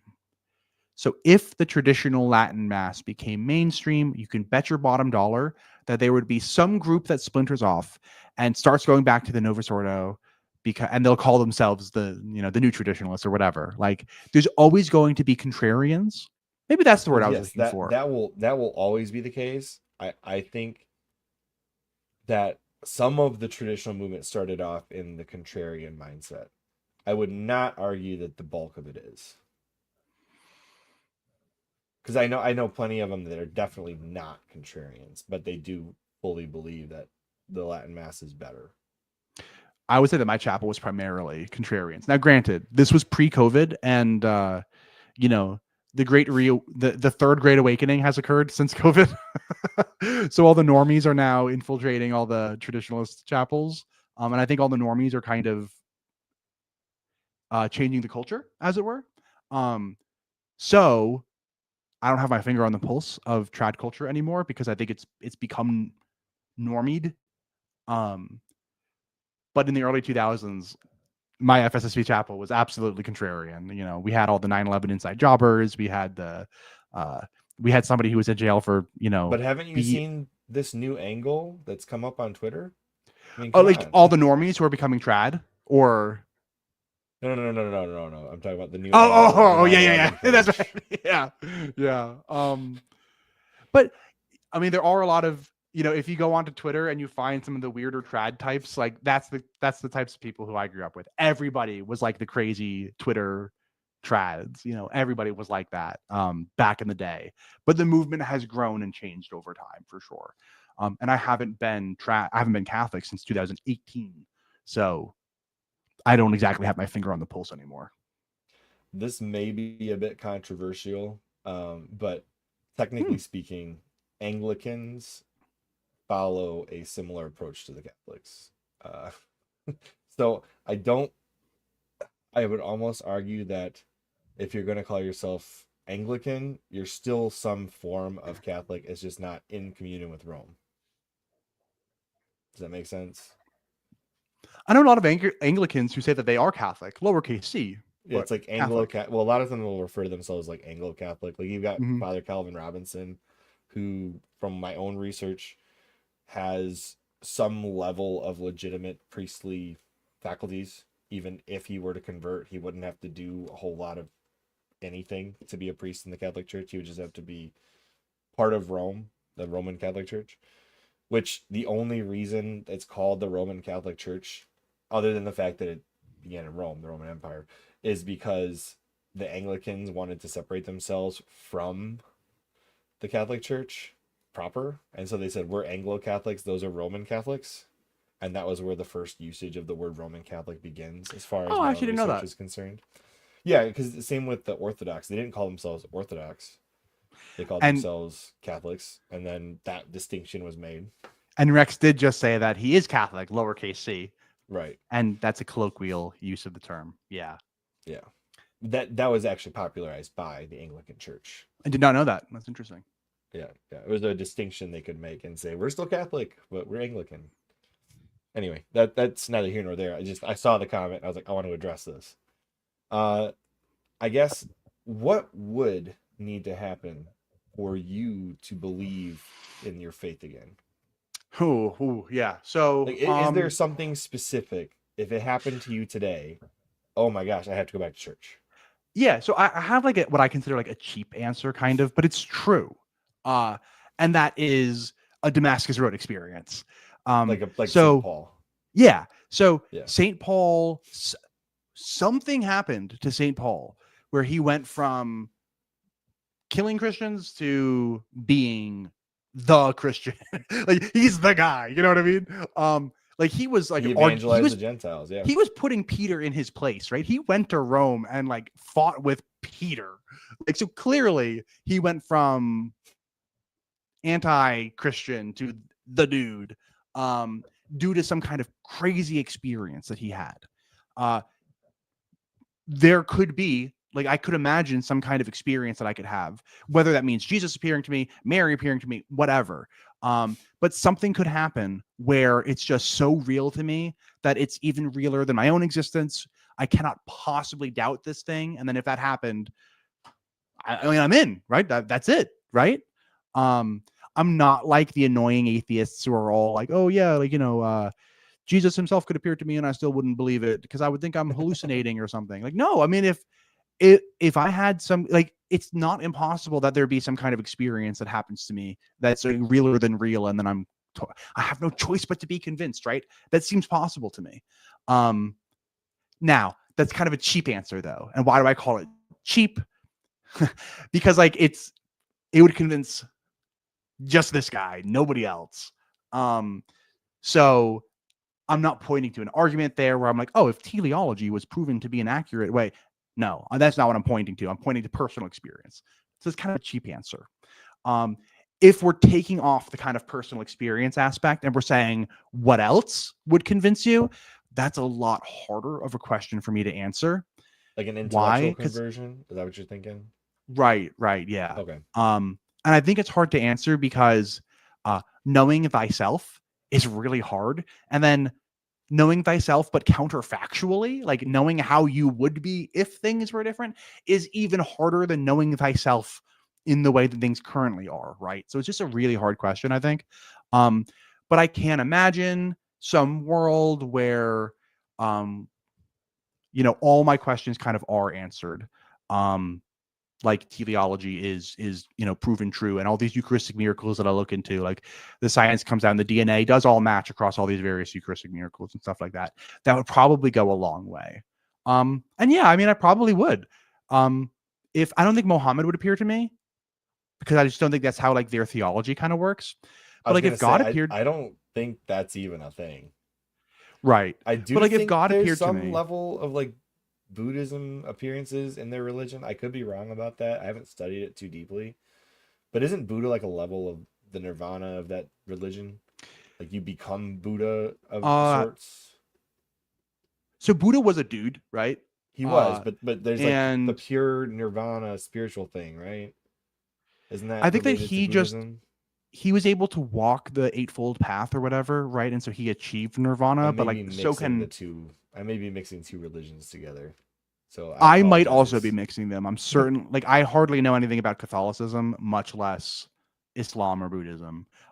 But to, to stay with Islam, I could imagine God appearing to me and being like, by the way, dude, like you've been totally wrong your whole life. Like Muhammad really was my prophet, peace be Oh upon no. him. And like you got to convert, dude. And I'd be in, right? Because I'd have no other choice. I would be convinced. So or I could have some kind of crazy nirvana experience and it's revealed to me that the eightfold path really whatever. So to answer this question, yes, I think so. I think I could feel the same way if things happen differently. That's how I imagine it anyway. Now, I will say this, if somebody was convinced of Catholicism or even I guess whatever religion Christian wise, like whatever denomination you want to pick, okay, I guess this is Oh, what I was interesting. getting at is both a Okay. person and a state a person can obtain. Yeah, like everybody essentially is the goal is to become like Buddha. Okay. That's what I remember hearing before. I could be still off base, but I think I understand. Um, but okay, where was I going with this? Oh, don't you It, think that if someone, even God, depicted Muhammad, that would be a violation of the law of Islam because you can't depict Muhammad? Isn't that like a I think precept of their religion? I think you're right. So yeah, so that would be kind of messed up there if Muhammad himself appeared to you, I guess. But It uh, seems like that would it just doesn't add up in my head. yeah, I also think that Muhammad is not Jesus to No, Muslims. no, he's in fact, Um, they think he's greater than Jesus. no, but I even mean like Catholics think that Jesus is God, and Muslims do not think that Muhammad is God. That's what I meant. He sits in a weird space in Islam. He's like a He's a mixture of prophet of Jesus God. and Saint Michael and a prophet. Like, Yeah, cause he's like a but notably warrior. Yeah. in Islam, Jesus isn't God either. No, but they do still believe he is the son of God, which is even weirder. Actually, I don't think that's weirder, and here's why. You're going The with the Zeus Jews, Hercules thing. Oh, no, no, you're not the not. Zeus Okay, okay. Hercules thing. Just uh, I think that um the Jews seemed to have this concept of a Messiah who was the Son of God, but not in a like biological sense or a divine sense, but like in an appointed sense. Like I adopt him as my son. This is my leader on earth. Listen to what he says. Still just a Adoptionism. man. Exactly. Yeah. Um, so I don't think it's like crazy. I mean, I said I don't think it's crazy. I kind of do think it's crazy, but I see where they're. You know what I'm saying? I see. I You're don't saying think that it logically makes you no can step sense. through it. A lot of religions I can logically step through. It doesn't mean I believe them. Right. Exactly. Yeah. Yeah. And that's all I meant there. I hope I wasn't offensive. I didn't mean to be like super rude or anything. No, I don't. I think most of Not this to you so much. conversation has, Muslims. yeah, fair enough. But I don't think either of us is coming at this in a way. I see so many people dialoguing in this realm, and they're very rude about it. And I don't ever want that to be how I come across. Even though I pray that these, especially people like yourself, I hope that eventually you find some kind of faith in your life. I mean, I hope I share that sentiment. I think because I think that what you're saying is that you hope that I believe things that are true, um, Yes, and I do too. I do too. I Um, wouldn't want somebody to I would not want somebody to, under false pretenses, join something that they didn't believe in. That's yeah, cult-like behavior. you and I are in lockstep right there. Yeah. Like, imagine if you thought that Jim Jones was the answer to life, the universe, and everything. Big 42 on his shirt, and took you down, and you drank the Kool-Aid, and you're like, wait, no, what was I doing? Yeah, that wouldn't be good. And then the dolphin swam away and said, thanks for all the fish. Wait, I don't know if I understand that You reference don't get the there. references, the 42 or any of that stuff. I know about Jim Jones and the whole how they I all was drink the mixing Jim Kool-Aid. Jones with Hitchhiker's Guide to the Galaxy. Oh, I actually just read Hitchhiker's Guide for the first time. Um, but I only read the first one. What was the dolphin part? I remember the whale that like was in the atmosphere and crashed into So the planet. the whale, I believe, is the dolphins. Maybe it's the whales, but one of the fish on the planet escapes, and on their way out, they're singing a song. It's like "So long" and "Thanks for all the fish." I believe it's the dolphins. Well, the mice were like the masterminds behind everything, right? And Yeah, something like the that. whales. Oh no, maybe it was the dolphins. I I thought it was the forget. dolphins. I know in Yeah. the movie they chose the dolphins, and in the BBC miniseries they chose the dolphins. Okay, I haven't seen any of that stuff. I just read the book for the first time Don't not too long watch the ago. movie. Do the BBC Okay. miniseries. It's like 10 times better, and the actors are more British. That's So very it's just important. better humor. It's just better humor. Like the punchlines are better. Not that Martin Freeman, because I think he was the one that was the main character in the movie. Oh. But the BBC version is just all of your dry British humor, and if you like that kind of stuff, it's much better. Okay. Okay. I see a follow-up question for me from Yep. Let's Christopher see in the here. sidebar. If another religious group entity came Oh, to not you that and you one. Which one? up Oh, one. this one. Follow-up Yeah, let's question. see. I see it now. If another religious group entity came to you and you believed, how would you reconcile people from other religions appearing to them? Um, I don't, Christopher, if I'm misunderstanding the question, follow back up. But I think that what the question is so uh, I become Muslim because I have this, God appears to me and tells me to be Muslim. Great. Okay. But then some Christian walks up to me and says, well, God appeared to me and told me to be Christian. How do I reconcile this? I think I just don't, right? I think I just say, like, look, man, I don't know what to tell you. All I can tell you is that this appearance to me was realer than real. And that I would sooner doubt my own existence than doubt the existence of the fact that I should be Muslim. So good luck and Godspeed to you, but I'm going to do what God told me to do, and God told me to be Muslim. So I think that the kind of stick my head in sand kind of answer to this question is I simply would not reconcile those facts. Did the acceptance or non-acceptance of various miracles in the church partially lead you down the path of leaving the church? No, actually. I didn't Because start looking obviously into we the don't have to miracle accept them. stuff. That's why I was asking. Yeah. Yeah. I'm going to be honest. I didn't start looking into the miracle stuff until after I was like out of the church, like already. Okay.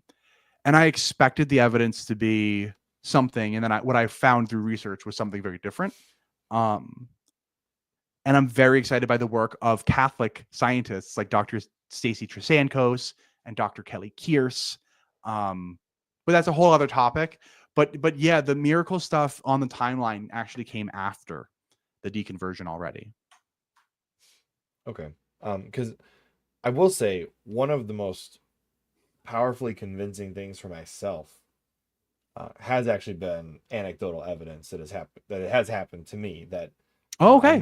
Cool. I'm not allowed to, so I've consulted priests on it, so it's not just me, but I don't have the green light to discuss these things yet. Let's put it that way. All I good. don't know if I'll ever get it, but that doesn't matter because it was convincing for me in a way that I could not be unconvinced. I've often said, and I'll say it again now, that I think that personal stuff like that is a fantastic reason for the person who experienced it to believe Absolutely. something. That's why when you said like, it was a cheap thing, I was like, there's nothing cheap about that. If it happens, it right, happens. You know, it's like right. Like, I think there's just a level, like with the amount of skepticism I have, it was almost a godsend that it happened to me in that way. yeah, like if something I could be like abducted by aliens tomorrow in a way that is realer than real to me, and like even though that I know that like up here I know that like no one will believe me and stuff, like there is a thing that could happen to me that would convince me of something crazy like aliens abducting me and stuff like that. And I don't think that I would be wrong for believing that if the evidence was so strong to me that I couldn't not believe it. And in the same way, I think that people can have evidence that justifies them in believing it. Now, unfortunately, and this is all that I meant when I called it cheap, is unfortunately, like, I'm taking the easy way out when I give you that answer because that only applies to me. It shouldn't convince anybody else. Why? Because they didn't experience what I Have experienced. you ever, I mean, do you still pray at all in any way, shape, or form? Yeah, I do. You do? Okay. Mhm. Like what kind of prayers would you say that you do? So I don't say the rosary in Latin anymore. But Ave Maria. No, I'm just gratia plena Dominus tecum, kidding. benedicta tu et Exactly. mulieribus, et benedicta fructus ventri tui Jesus, If Sancta there Maria, wasn't such Mater a delay, Dei. I'd be happy to say it with you. But hey, No, StreamYard. that's about all I got, man. I Don't got you. ask I me to got go any you. further, any further than that. But uh, oh shoot, what was it? Before I started saying the rosary, but I do every now and then, just in my own words, kind of throw something out there, like, hey, big guy, like if you're up there, and honestly, it's probably not all too dissimilar from like secular meditation or whatever. Um, but it's just kind of like throwing out. I think of it like you know how scientists will send out a satellite and they'll put like Earth's coordinates on there just in case an alien kind of finds it. That's kind of how I view it. It's like just in case, you know what I mean? So Kind of again, like it's not the rosary in Latin, but it's Pascal's wager. yeah, exactly. By the way, I consider myself as having taken Pascal's wager. Um, and what do I mean by that? I don't mean that I'm Christian. But what I do mean is that I'm gonna do my best to find out if I should be. Right? Like that's kind of what this whole project of the YouTube channel is. And I'm gonna live the best life that I think that I can. Um, like one that if there is an all good God, he would look at me and be like, you did good enough, Kevin. That's the life that I try to lead. Do I do a great job? No, of course not. Nobody does. I don't think there's a well. Okay, let me rephrase that because I don't want to commit heresy here. There It's have easy to been do, you know. based on my own understanding of the faith. The only two people you could call perfect were the two people alive back in 33 AD, Right. Mary and Exactly. Jesus, and Exactly. Yeah. everybody else needs a little help. Exactly. Yeah. But that's why I consider myself having taken Pascal's wager. Um, like sometimes people come up to me, they're like, Kevin, I'm going to get you. You're going to be Catholic again. Here's Pascal's wager. And I'm like, I think I've taken it already, actually. Like, I think I'm already on board. It's better for everybody if the Christian belief is true, in my opinion. I mean, it just absolutely is better. So actually, I don't know. Well, eternal damnation would not be good. Right, precisely. And Let if me you're rephrase that. with, It's good. It's good for people who live a morally Christian life. It's better for Pascal's wager to be correct. and they die in a state of grace. Yes. Yeah. I don't know if that's part of the wager of Pascal, but in No, general, yes. not Pascal's wager specifically, but yeah. But yeah, like if Saint Leonard of Port Maurice is correct, right, about like the fewness of the saved, if Saint Augustine is correct, right, if Saint Thomas Aquinas is correct, then you better just hope for martyrdom, honestly. Yeah. Yeah. I'm probably at the most okay with the idea of martyrdom in my life right now.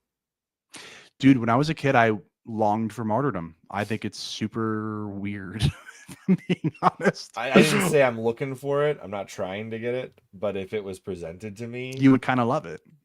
No, I wouldn't love it. I don't think you can love. Dude, I don't think you can love it. A free ride to heaven? The free ride I would love, but having to like the test is the test, right? Because what are you gonna do? Presented with death? But you're convinced that you've got an apostasy? eternity of happiness in front of you, not just happiness, but the beatific vision? How could you not? That's the easiest test to pass. The thing that complicates it is what you're leaving behind. So what's going to happen to your wife and kids? That's God will provide. Part. God will provide. If I was convinced, I would have absolutely, martyrdom would be the cheat code. Then the question is like, so the church does tell you don't seek martyrdom. Right. But if it came, so that's the other half, right? So are you seeking it? Because that's not what you're supposed to be doing. No, but But if When it I so was happens when you're evangelizing, I don't know, some third world country that has a different religion, that's a different ball game because you're doing a good and you might become a martyr. when I was 15, 16, 17, I would be lying if I told you that I didn't have like fantasies of like the Democrats. Obama is going to make it illegal to be Christian. He's going to round up all the Christians and kill them. I was so excited by that prospect. Uh, Really? oh, dude. You wanted to go on a crusade, I or you mean, wanted to be approached with martyrdom? I wanted to be approached with martyrdom. How could you not? What is this life but dirty rags compared to what comes in the next? And dude, this life only lasts for like 80 years, maybe 100 if you're like really healthy. But the next one is eternal. How could you not? I was psyched out of my mind for that opportunity. It never came, not in my lifetime. Um, The earliest martyrs is an interesting thing because so I've been reading Butler's Lives of the Saints. I don't recommend anybody else try to tackle this 3,000 page chronicle of the saints. It's insane to read. Don't do it. But from my own experience reading it, I would argue that the earliest martyrs were necessary to spread the message. And so I don't think they were seeking it out. I think they were sought out as they spread the message. I would make that opposite argument. I would not say the earliest martyrs were like they were happy to take it. There's a glory to it because there's a crown, a martyr crown, or whatever you want to call it. That's what they used to describe it as. But I would not argue the martyrs' main goal was to become martyrs. Once they had received and understood they were going to be, they accepted that fate. Yeah. And then Ray and Rex have both added comments that I think that everyone with scrupulosity begged for martyrdom at some point. I was probably pretty scrupulous. And Rex said I'd be lying if I didn't have a couple of daydreams where I get martyred. Yeah, I mean, I thought that would be sick. And if I was yeah, it is I think it is the logical conclusion to a seriously committed Catholic. And I think I was committed when I was 15, 16, 17. And I was like legitimately hoping that like, you know, the Democrats would make it illegal to be I mean, Catholic and stuff. I've definitely would say this. If it was presented and I had no way out, I would take the martyrdom. I mean, it is what it is. I would do it. If you no, even if you did have a way out, right? Like if they're No, like no, no, all you no, have no. to do is What I mean is I would not apostatize right, or exactly. swear Yeah. against my faith. You couldn't get me to do that. Right. Yeah. That's what I mean Yeah. by no way out. Oh, I got you. I thought I'm not saying like no way out, like gun to my head. No matter what you say, you're gonna die. No, right. because I that's just was that's a stupid scenario. yeah. Oh yeah, and Ray said so many times I beg God to kill me right after. I would have daydreams about like going to confession and then getting into a car accident on the way home from confession and stuff like that. That would have been sick. I would have been golden. I was like on the I want to die young train when I Have you was read Screw Tape Letters? yeah, I have. It was a long time ago. I was probably 14 when I read it. One of the most interesting philosophical things in that book is an argument between the demons about how it was so great that he died young in the war, and the other guy's like, no, that's terrible. He didn't have enough time to apostate, go into Yeah. apostasy. And it's like, wow, I would not have thought of that as like a reason for a life to end young. Yeah. But it makes sense. I mean, it really does. Like, if your goal is to condemn somebody, which is what the demon's goal was, the more time you have, the more likely you'll do it. I remember being jealous of like babies who were like, you know, born with some kind of crazy defect where they're like born, baptized, and dead within 5 minutes. I remember being jealous of them and being like, they're in heaven right now, and I'm not. And you And have to that's figure it out still. and I have to do all the hard work, and they got a free ride. And I remember being like really like bummed out about that. There's a whole discussion to be had about ignorance. Maybe that would be a good discussion for you and I to have, but like there's a whole thing about like, so if somebody is ignorant to the truth, it's harder to hold them culpable. So like there's a defeatist attitude, and my wife and I have had this discussion many times. It's like the more you learn about the faith, the more you're accountable for. It doesn't exactly work that way. And once we've had some discussions with like priests and stuff, it doesn't but when you just looked at it logically, it almost feels like the more you learn about your faith, the more you are liable for.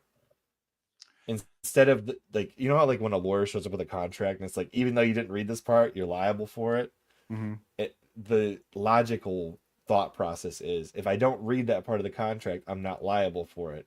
And it almost would discourage Catholics from learning more about the faith, because the more you know, the more you're liable for it.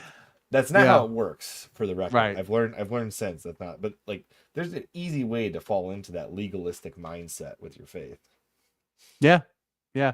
I remember hearing people talk about how like there shouldn't be any missionaries because like it's actually worse for you. I don't remember the logic. Because they could live in invincible ignorance. Something like that. Yeah. I don't know that I ever bought that. I don't think I ever No, bought that. no, Um I hope not. but That's a but terrible yeah. logic. Like, let's Yeah. not spread the good news. That's how faith dies. Yeah. Yeah. Like, can you imagine if all the atheists in the world said, no more published papers? We're just gonna, we're just gonna say, nah, we're good. No, nobody needs to know about atheism. Eventually, there'd be so few atheists, or more, I guess. I don't know, probably less. That I mean, it'd be hard to find them at that point. Like, just, I mean, the same thing would happen with any faith or any belief system. Yeah. Although, that said, I hope Scientology stops spreading their message. Well, how are the Valentinians doing today? What about the Arians? How are they doing today? I mean, hey, You religions. could make an argument there's still some Actually, Aryans touche, out touche, there. You touche. could you could probably Um, find some. but what about the Gnostics, right? How many people are Mm. Gnosticism is still around and no? kicking. So this is actually like a pet thing of mine. No, it is not, because people misuse the term. How many people do you know who worship Sophia, right? In the pleroma. Actually, there's like full on. Oh, do you play video games? I have Are you big on games or not? not big. I've played games though. Like I'm not like a big gamer though. Okay, okay. So there's games that like full on embrace Gnosticism as it stood back in the early church. Do you think that And people like? they're so this is kind of a roundabout thing, but you can almost entice people to worship something out of a fandom. You think so? Like, do you think that there are I people think you who's like can. worship Like, like I Zeus and think stuff like that? people really worship like Star Wars. There are people that have gotten so obsessed that they almost live it as if it's real. Yeah. Or you've got like, I mean, even Lord of the Rings. Some people live Lord of the Rings and believe that it is a real, maybe not a real tangible thing, but there's a faith to it that Lord of the Rings is great, and like they Which almost it will is. defend it to the level of religion. I might do And that. there are games that have full blown, like literally full blown, old school Gnosticism in them, and That's there cool. I is a actually didn't know that. fandom. Yeah, yeah, it is neat because you can learn about some Would more I have stuff heard of the about this game? stuff. What game is it? Maybe there's two or three of them. One of the series is called Shin Megami Tensei. It's huge, really big. I don't Another know one it. is called Persona. Oh, Persona 5, the Japanese game. That has literal Gnosticism in it. The final boss Interesting. is the Demiurge. Really? That's really cool. Yes. I did not know that. I've never played it. I've just heard of it. And then there's also like they have like a bunch of spin-off series. Like there's Devil Summoner, which is Okay, I like don't know that one automatically either. like, of course, no trad's gonna play that. Right, right, Um, right. there's what are the other ones called? I don't know, but in the lore of these games is literally Gnosticism. That's cool. I actually didn't know that. Yeah. So like And there are, it's still popular. okay, Rex says that there's a Gnostic church over here in Hollywood. That's really Is weird. he I talking didn't know about that. Scientology? Maybe. Yeah, they're Oh wacky. man. Those Scientologists. Yeah, that is one, if you could call it a religion. I don't, I think I would call it a cult that lacks religion at this point after digging into it myself. I don't know the first thing about Scientology, if I'm being honest. You should, well, the person who started it, do you know who it was? A He's one of the novel most writer? he's one of the most prolific science fiction novel writers of the That's last, like, right. yeah, I'm trying Hubbard, to remember what Hubert, his name is. Ron Elrond, Howard. Elrond, Ron Howard? Ron Ron Hubbard, right? Ron L. something Hubbard? like that. Yeah. Anyways, I I watched wanted to say like a couple Elrond Hubbard or something, Yeah, like it's not Elrond Elrond. from Lord. So he got into a tax situation so bad that he lived on a boat and had his followers like maintain the boat. Like that was part of their Honestly, religion. not a bad life. It sounds like. It got pretty wild. I mean, he was tied up with like some of the early NASA stuff. Like, there was like a lot of weird cult things going on with NASA back I actually don't know when. about that. L. Ron Hubbard. Yeah, it's not Elrond. Elrond. It's See, L, not Elrond. not There we go. Elrond. You were I you know. had the right sounds. Okay, I'm You not had the not right as crazy as sounds. I look. Okay, Yeah, we were mostly there. there Ron we Howard, go. I think, is somebody else. I don't know who that is, but it sounds familiar. Um, no, like so. For example, he was writing sci-fi, making tons of money doing sci-fi and whatnot, but he kept spending it all on stuff like probably drugs. I don't know, probably drugs, um, and tax evasion and other things like that. But Yeah, he yes, ends I up understand. writing. What is the book called? It's like the weirdest name. What is that? And I gotta look it up because it's something I have heard the word of and didn't realize it was what he based the religion on. Starts with a D, I'm pretty sure. Dio something. Is that the machine that? Dianetics. No. Okay, Dianetics. never mind. It's like a whole philosophy of like life and how to run it and how to do things. But Okay. then and Scientology does run like a cult because they give you like a bunch of feel good positive spin mottos and stuff. And then as you get deeper into it, then you learn that they believe in like diabetics. Philosophy of life. No, they give you like this whole diatribe about how there was aliens that seeded the earth and only some people can communicate with these aliens, and it gets really into like I just watched a bunch of documentaries on cults, almost like a pseudo prophet of what was that one called? It was a weird one, but it was like tied to Egypt.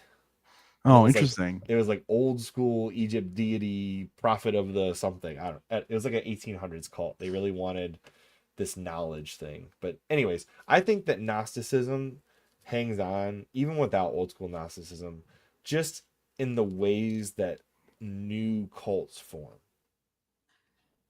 It's almost like Gnosticism is a function rather than a religion on its Yeah. own. Here's where I'll be with you. Like the whole hidden knowledge aspect of Gnosticism is present even in traditional Catholicism. It can Um, be. Yeah, there's a the danger to it. the trad community that I grew up in, absolutely. We thought that we had like hidden knowledge that the rest of the world didn't have. Not even the Novus Ordo Catholics had it. Like the fewness of this age was true, and we are going to be the few who are saved. Why? Because we are serious about our faith. Those Novus Ordo, the Vatican II sect, they are not serious about their faith, but we are. And that's hidden knowledge. Now, were we Gnostics? No, we weren't worshiping Sophia and the Pleroma. I don't even remember what Do the you do Pleroma you is, but The pleroma is like a 32 god arrangement, okay, and yeah. none of them are the true god. The true god is hidden and unknown. You're unable to know Oh, it. cool. I So kind of you like have that. to you have to. I read Irenaeus. I read the whole book. Against heresies, the Fast. whole thing. Yeah, literally the whole thing. It's impressive. It was hard. It I took me bet. about 2 years of a few hours a week or so. But you find it's because Gnosticism is only so interesting. You find yourself constantly having to battle sleep deprivation. I bet. Now the second half of the book is wonderful if you're Catholic and you want to know more about the early church, because he actually refers to Mary as the new Eve in that book. Oh, that's interesting. Against heresies is also the one where Irenaeus explains why there can only be 4 gospels, right? He has something about that, but I don't Because remember there's if that was very because there's explicitly 4 stated. winds and there's 4 corners of the earth. Therefore, there Yeah, can only be 4 gospels, right? I think that's Irenaeus, right? Yeah, I'm don't pretty sure it is. know if that's Irenaeus or not. It might not be in that book though. Let me double check that. I'm curious. Yeah, I'm gonna Google that real quick. I think it is though. So he was a disciple of Polycarp. Uh I don't think he was. I that's the traditional story, is that he was a disciple of Polycarp. But I think that if you read what he says about Polycarp, he says something like, "I remember being a kid and hearing a Polycarp sermon one time," something like that. Well, Um, I don't. I guess if you were to look at it this way, so Polycarp was the direct disciple of Saint John the Apostle, based on the historical things we have. So Polycarp would have learned from Saint John the Apostle. Now, there's some argument over how long Saint John the Apostle lived, but if you take his texts from Revelation as the end point of his life, which is what most Catholics, I believe, would do, it puts him somewhere in the 90s to like the early 100s, somewhere in there. And Polycarp would be the link between Irenaeus and St. John. I don't know when Polycarp existed, to be honest, though. But allegedly, Irenaeus was born in 130 AD. Yes, and Against Heresies was written around 170. Which would have 180. been well after 180. Polycarp would have been dead. Oh, of course. But Irenaeus could have overlapped with Polycarp. It's not like out of the realm of I possibility. would tend to believe that he did, and that he would have been, at the very least, would have been somebody who learned from Polycarp in some fashion. Yeah. This might be a topic for another time, but I also don't think that Polycarp was legitimately a disciple of John. And the main reason I think that is that if you read, there's a work called, and it's his eulogy. It's the eulogy of Polycarp. Is it called The Martyrdom of Polycarp?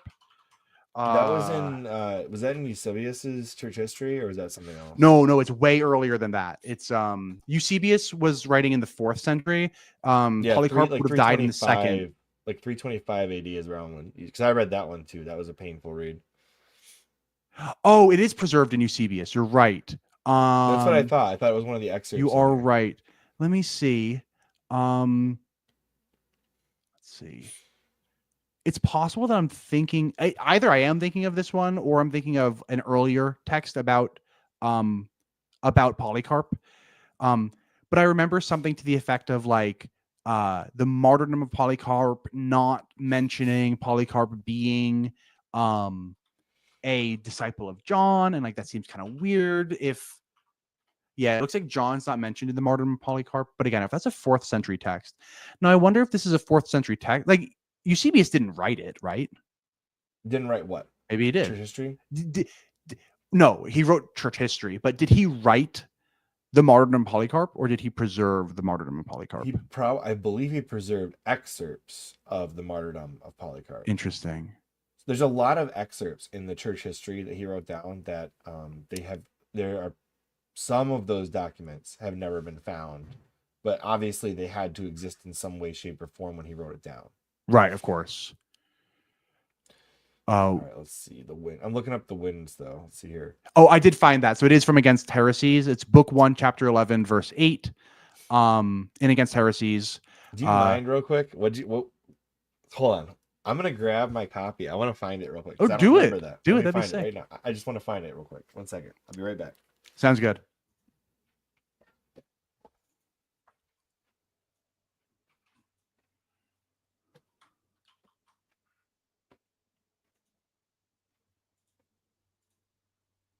There it is. Right there.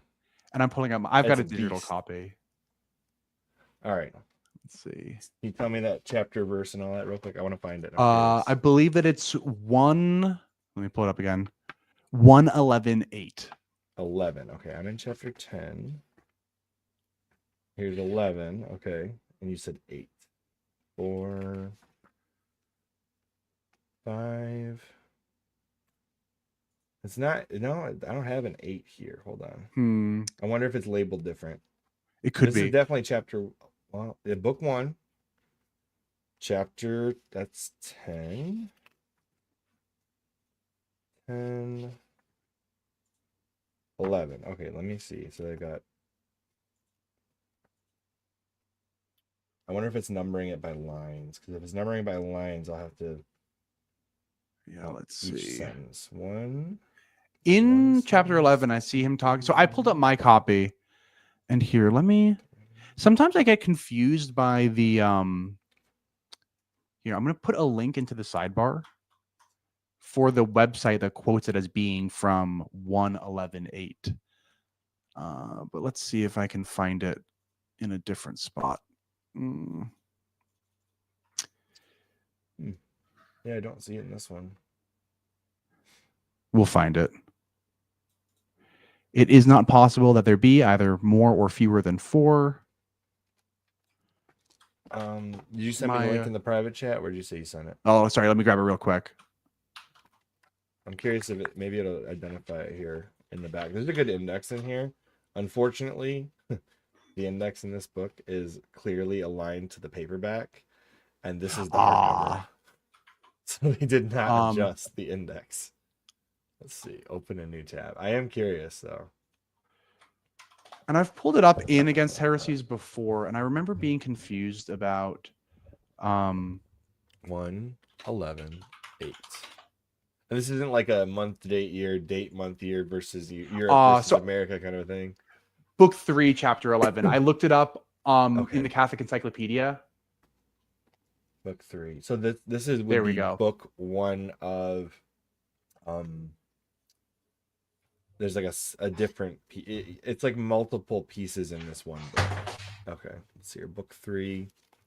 You said book 3 what? It's in book 3, chapter 11, and now let me chapter find 11. Okay. 8. So it's 3:11:8, not 1:11:8. I think that this blog that I found quoted from the wrong book. There it is. It's right at the beginning of 8. I found it. Yeah, it is not possible that the Gospels can be either more or fewer in number than they are. Then start forward. Yeah, you know, I do remember reading this now, and I was like, oh, this is an interesting thought process. Does your copy say 4 corners of the world? Because no, I have. Does it say 4 zones of the world? 4 zones. That's what mine says too, and I've heard other people say the 4 corners, and I think that 4 corners is kind of like a more like maybe not here, accurate. This actually has a footnote. It says, for since there are 4 zones of the world in which we live and 4 principal winds, and it says literally 4 Catholic spirits. The Latin would be quatuor principale spiritus. Yeah, but I think that spirit and wind were like the same word pretty much, right? They are because similar. The Greeks had this concept of there being 4 winds. There was the northern wind and the southern wind and the eastern wind and the western wind. And this was like a lot, like everybody believed this back then. Like it wasn't a pagan thing. It wasn't a Catholic thing. It wasn't. Isn't the 4 thing an Aristotelian thing? Well, that number is an Aristotelian thing. I don't know if the winds themselves were Aristotelian in thought, but yeah, it's kind of interesting to see Irenaeus say like, this is why there can be only 4 gospels, because there's 4 winds and there's 4. Leon, that'd be a, where the heck would that be at that time? France. That's what I thought, because Lyon is France. Mm-hmm. Yeah, he was a bishop of modern day Lyon, France. That's what I thought. Okay, all right. But it was the Roman Empire, of course, back in the so it would be, 2nd century, because this was written right around 180. And what's interesting about this work too is that this is the first place that anybody refers to the Gospels as the Gospels of Matthew, Mark, Luke, and John. All the writers writing before this did not call the Gospels by those names. Like when Justin Martyr cites the Gospels, he does not call them the Gospel of Mark, the Gospel of Luke, the Gospel of John. Well, you don't even have, I mean, to be fair, so the Gospels were written for different regions, really, because there's different cultures in the regions. Like each one was written specifically to address a particular culture or group. And that's why they're written differently in style and format, but they all contain mostly the same exact information. Well, the synoptics, Matthew and Luke are really similar. They both contain like 40% more information than Mark does, and then John is kind of its own thing, obviously. Yeah, but if John, as long as you believe that it is the same John as the rest, that would give as much credibility as you would need to the things he writes down. If you don't believe that, well, then you can probably throw out the Gospel of John and just read the other 3. Yeah. I just think it's interesting that Irenaeus is the first person to actually say the Gospel of John or the Gospel of Mark or the Gospel of Matthew or the Gospel of Luke. And then he's saying, and by the way, an adulteration of the text anyways, because you don't know. Well, yeah, I mean, that I'm convinced that the Gospels were not called. So I think that I know what the Gospel of Matthew or the Gospel of Mark, I should start with, was called. What do you think it was called? I think that we can find a clue in Mark 1:1. Have you ever looked at Mark 1:1? I've read the Bible cover to cover at least twice in my life, but as far as like Mark 1:1 just have I says analyzed it? that. Well, so here's Mark 1:1, the beginning of the good news about Jesus Christ, the Messiah. Oh, sorry, just Jesus, the Messiah. And then later manuscripts start to add Jesus, the Son of God, and stuff like that. But I think that it was just called the good news. And of course, the good news is that the Greek word there is euangelion, right? So this is just the beginning of the euangelion of Jesus, the gospel of Jesus. I think that's what the gospel of Mark was supposed to be called. Because of course, when you read ancient manuscripts, most of the time the first sentence is the title. Like they didn't like write titles up Yeah, they there. didn't Like write titles they a lot of just the times. first sentence was generally the title of the thing. That doesn't mean Mark And didn't write it though. no, of course that's correct. I By the don't way, think that Mark my wrote it. confirmation saint is Saint Mark. Great name. But yeah, I don't think that Mark wrote the Gospel of John. But you can think that he did, and that the original name was the Gospel of Jesus.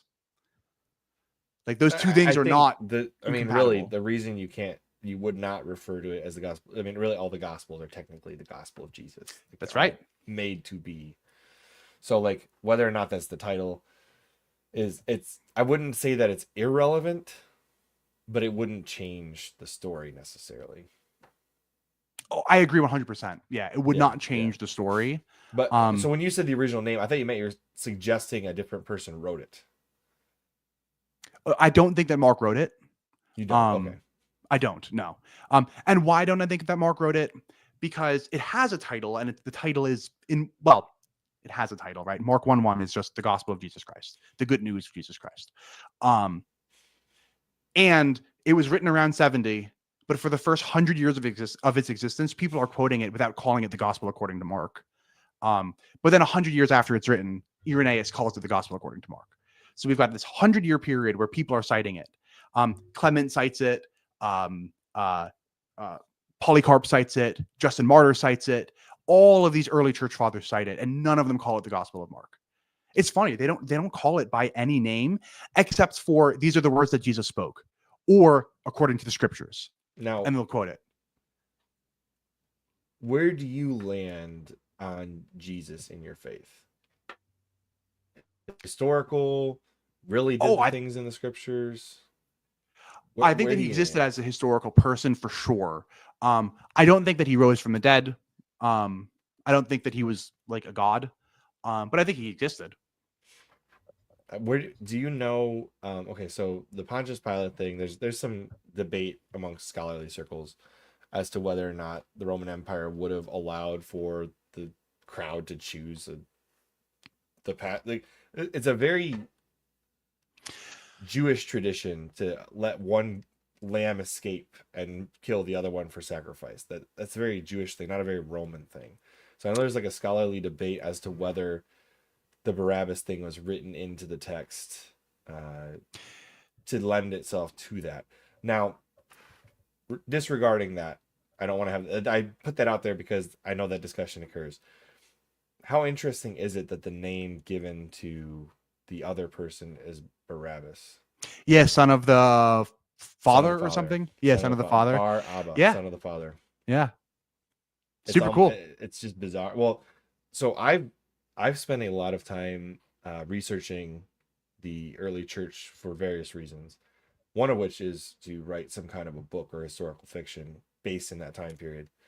And there were a ton of messianic cults forming at that time, an absolute ton, which leads me to believe Barabbas was one such cult leader. Oh, interesting. If he existed with that name. I don't disregard that somebody existed that may have been like the crowd chose to whatever that scenario exactly is. I haven't found a lot of evidence for scenarios like that occurring a lot.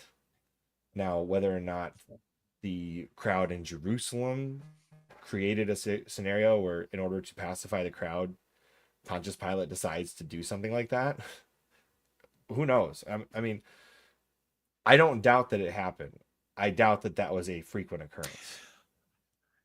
Yeah, I can kind of sketch out my views of how I view the Gospels, I guess. I think of the Gospels as literature, um, much in the same way that I view the lives of the Caesars as literature, much as I view Plutarch's parallel lives So you as would put the Bibles in literature. hagiography, is what you're saying? Yeah, yeah. Um, so I think that the lives of the Caesars is a really good example because when that was who wrote that? Pliny? No. Suetonius. Suetonius wrote the lives of the Caesars. Um, Suetonius was writing within living memory of Caesar Augustus, I'm pretty sure. Um, and Pliny, he yeah, I believe he was. Yeah, no, I believe I that's think correct. this was Suetonius who wrote Lives of the Caesars, I'm pretty sure. Which one am I thinking Um, of? I forget what Pliny wrote, but Lives of the Caesars is by Suetonius. I just googled it. Okay, okay. And No, I'm thinking so of something else. um and let me see when this was written. Um it was written in like 121 AD during the reign of Emperor Hadrian. So like the Julius Caesar died in 44 BC, so that's getting pretty remote. But he writes about Julius Caesar, Caesar Augustus, Tiberius, Caligula, Claudius, Nero, Otho, Vespasian, Titus, and Domitian. So he writes about all these guys, and getting more and more up to date. Um, so you can imagine that he probably has better information for the more recent ones because they're within living memory and all that stuff. But regardless, for all of the Caesars, he writes some like really crazy stuff about some of them, like that the Caesars would receive omens and portends, like a raven would like fly down and like perch on Caesar's arm, and like the raven would tell him that hey, you're gonna win this battle, and he'd be sick, and then he would go and win the battle and stuff like that. Do I think that there really was one such battle? Sure. Do I think that a raven actually spoke to Caesar? No. No, I don't think that was real. But I think that the lives of the Caesars isn't just a history. How come? Because history didn't exist. Like they didn't write history books in the first century, and or the second century for the lives of the Well, there was Caesars. a lot of oral Um, history. yeah, but even the oral histories weren't histories, is my point. Things weren't clinical, just the facts, man. Um, they were hagiographies, like you You said mean the earlier. Iliad and the Odyssey weren't true? I know, I know. I hate to be the one who has to tell you that. Um, and so I kind of view the Gospels the same way. And I think that like somebody like Matthew, the author of the Gospel of Matthew, like really makes it obvious because like every other thing that he says is like, and by the way, according to the scriptures, and then he like has Jesus fulfilling the scriptures. So I think that Matthew really like choreographs Sola Iliad, yeah. But I think that Matthew like really choreographs this whole thing for us. I think that Matthew really lets us know that this is literature. But I think that you can tell even from the other ones. Luke probably the least because Luke tries to make his, I think, look the most real. But Matthew the most, in my opinion. They're all letting you know that this is literature. And when I say literature, I mean it's like the lives of the Caesars, where they're going to talk about a real life person, just like all the Caesars were real life people, but they're going to throw in some elements that are maybe not exactly what happened. Like receiving omens and portents and stuff like that. Like I remember in the lives of the Caesars, one of the Caesars is born after his mother has a dream about Zeus appearing to her as a snake and having sex with her in the dream. And then she wakes up and she's pregnant and she gives birth to the Caesar. This might have been like Caesar Augustus or something like that, I think. And like, do I think that Caesar Augustus was actually born because his mother had a dream about Zeus? No, no, I don't Hmm. think that. Likewise, do I think that Jesus was born of a virgin? No, no, I don't think that. I do. Um, I'm just gonna put that out there. I of do. course, yeah. Um, Just making sure nobody questions that. right, right, I right, do believe that. yeah. But that's kind of how I read the Gospels. Is I read them as um, the same way that I would read anything from the first, second, third century. Okay. I mean, Sorry, I went off on like a tangent. no, I definitely think there are the way the stories are told. can be a literary device, but I believe that the words written on the page are true.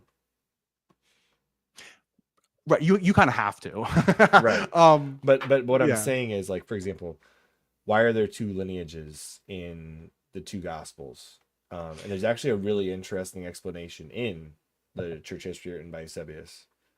Have you Eusebius is the one who says one is Mary's lineage, right? Is that kind of, but not really. what does Actually, what he Eusebius say? no, I'm sorry. No, actually no, I'm wrong. That's not true. What he says is that one is traced. So there's the whole concept of if a brother dies with leaving no lineage, then the younger brother will marry the wife and he will create the child for the older dead brother. And so one traces the lineage through the actual parentage, and the other one includes the fathers that died where their younger brother raised up the child. And Eusebius actually sides, like, literally goes through it and points out which fathers died and which younger brother actually, and makes the two lineages marry up, and it works. It doesn't work. You can actually I'm, like I'm, look I, at. what I'm saying is, like, for that time period, it's really impressive what he did. Of course, but like let's not forget. Is it Luke's?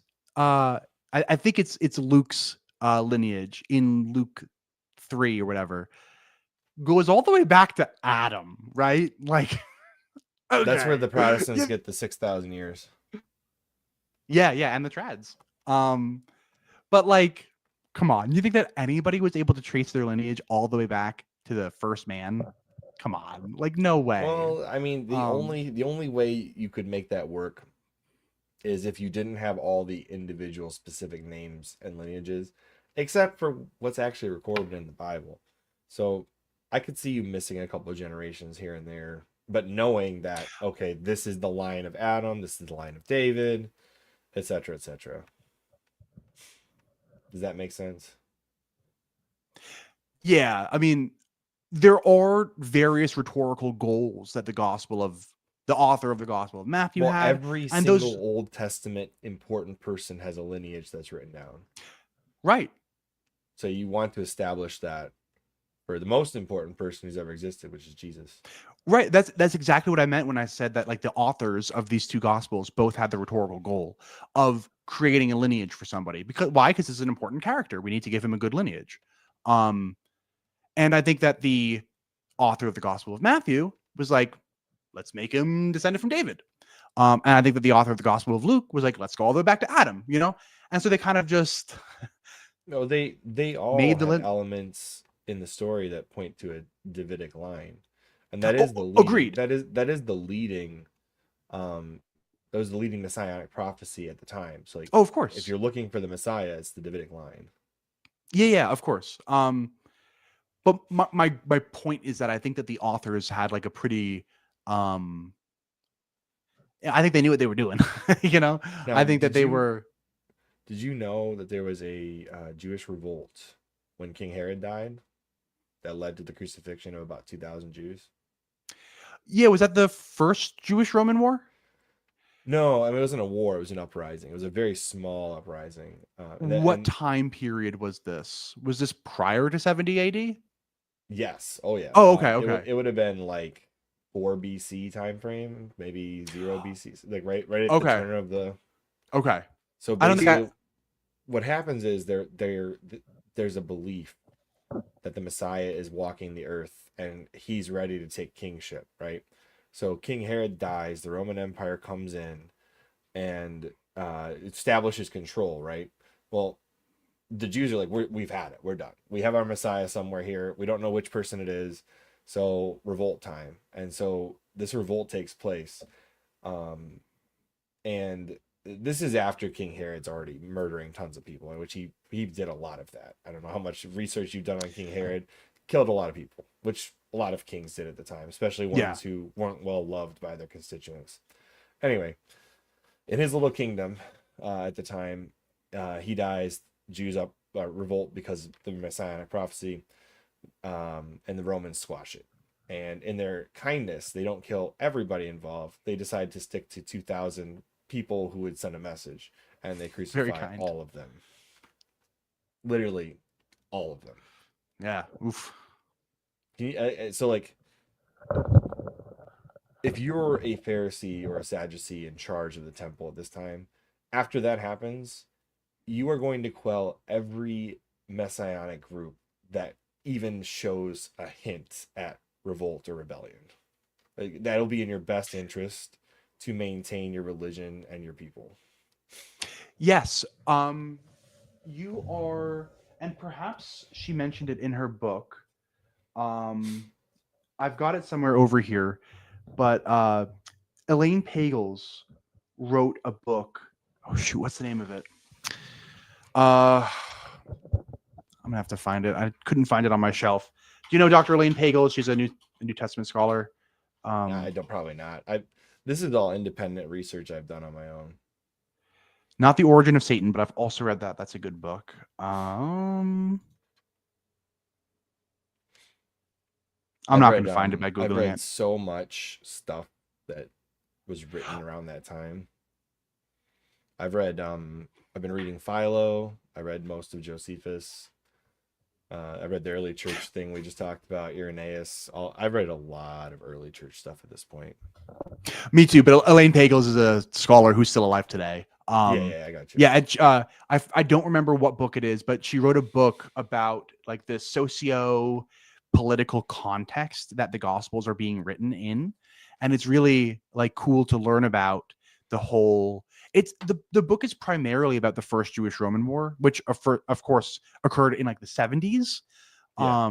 Yep. And that's kind of the context in which the Gospels are being written. But what you're talking about kind of sounds like the prelude to this whole thing. No, it absolutely. Where There's actually a I don't remember if the person is a literal descendant of Judas Maccabeus or if he is a spiritual descendant of Judas Maccabeus, but the leader of these revolts is almost always a Judas. That's funny. It was funny. A common name, right? It was, yeah. Part of my favorite read through of, cover to cover the Catholic Bible was Maccabees, because there's like this letter in the middle of it where it's like, this will be great, we'll get rid of the Greeks and we'll ally with the Romans. Oh no, we've been subjugated. That's funny. And it's like, what'd you expect? Out of the frying pan into the fire on that one. Exactly. It was like, Yeah. oh man, what a mess. Anyway, on that note, what a mess. We've been going for a long time. I don't know how long you've got. I was just gonna say I'm getting pretty tired. I'm normally like an earlier to bed, earlier to rise kind of guy, but this conversation has been riveting. So I'm very much so still awake, but I should probably hit the hay kind of soon. Yeah. We should continue this sometime in the future. I'd love that. Maybe we can find something more. And if you have questions you come up with about myself or any of the things I've studied, I'm happy to talk about it. I'm full of questions. I have way more questions than I have answers. So, yeah, I'd love to pose some questions to you next time. That'd be fun.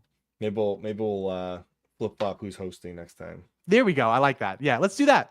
Next time we'll switch it up, and you can still ask me questions, of course, too. I'm always, it's always open season on Kevin. But I'll get in a few of my own there too to even it out a little bit. Yes. Not just me poking question. No, it was fun though. I like dialogue. I'm normally the one asking the questions, truthfully. So this was a fun change of pace for me. I appreciate you having me on first and foremost. But then secondly too, it was nice to kind of be in the passenger seat a little bit today. So I doubly appreciate you having me on.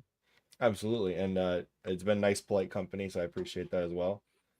I will pray for you, whether you want I appreciate me to or that. I always appreciate it, because the way that I view it is you're saying, hey, I've got a line to the most powerful possible being. You want me to put in a good word for you? And I'm like, yeah, of course I do. So I think I like, not that I like Ben Shapiro at all, but he said something that made a lot of sense to me. He's like, if you're Christian and you're not praying for my conversion, are you really my friend? Exactly. Yeah, I agree. Yep. So that's a great way to put it. Made a lot of sense to me. So I always say, I will pray for you. And I mean it. Yeah. So, and I always appreciate it. And I mean that. All right. So on that note, I'm going to end it right there. And do you have anything you want to shout out before we head out? Everybody subscribe to Chris Crash. All right. Well, no, that's your Twitch. I mean, do that too, right? That's my, yes, it is that's been my nickname since like middle of high school. Crash Canon on YouTube. Crash Canon is the name. And yeah. all affiliated channels. Everybody subscribe. Cool. That's all I wanted to say. I just wanted to shout out your channel. That's all. And if you're more interested in Kevin, definitely go and check him out as well. I'm a weirdo, so subscribe if you want to see He's weird French, stuff. not non-Tridicath. That's right. I surrender. Oh, sorry. Just like the French. All right. All right, man. We'll roll the outro.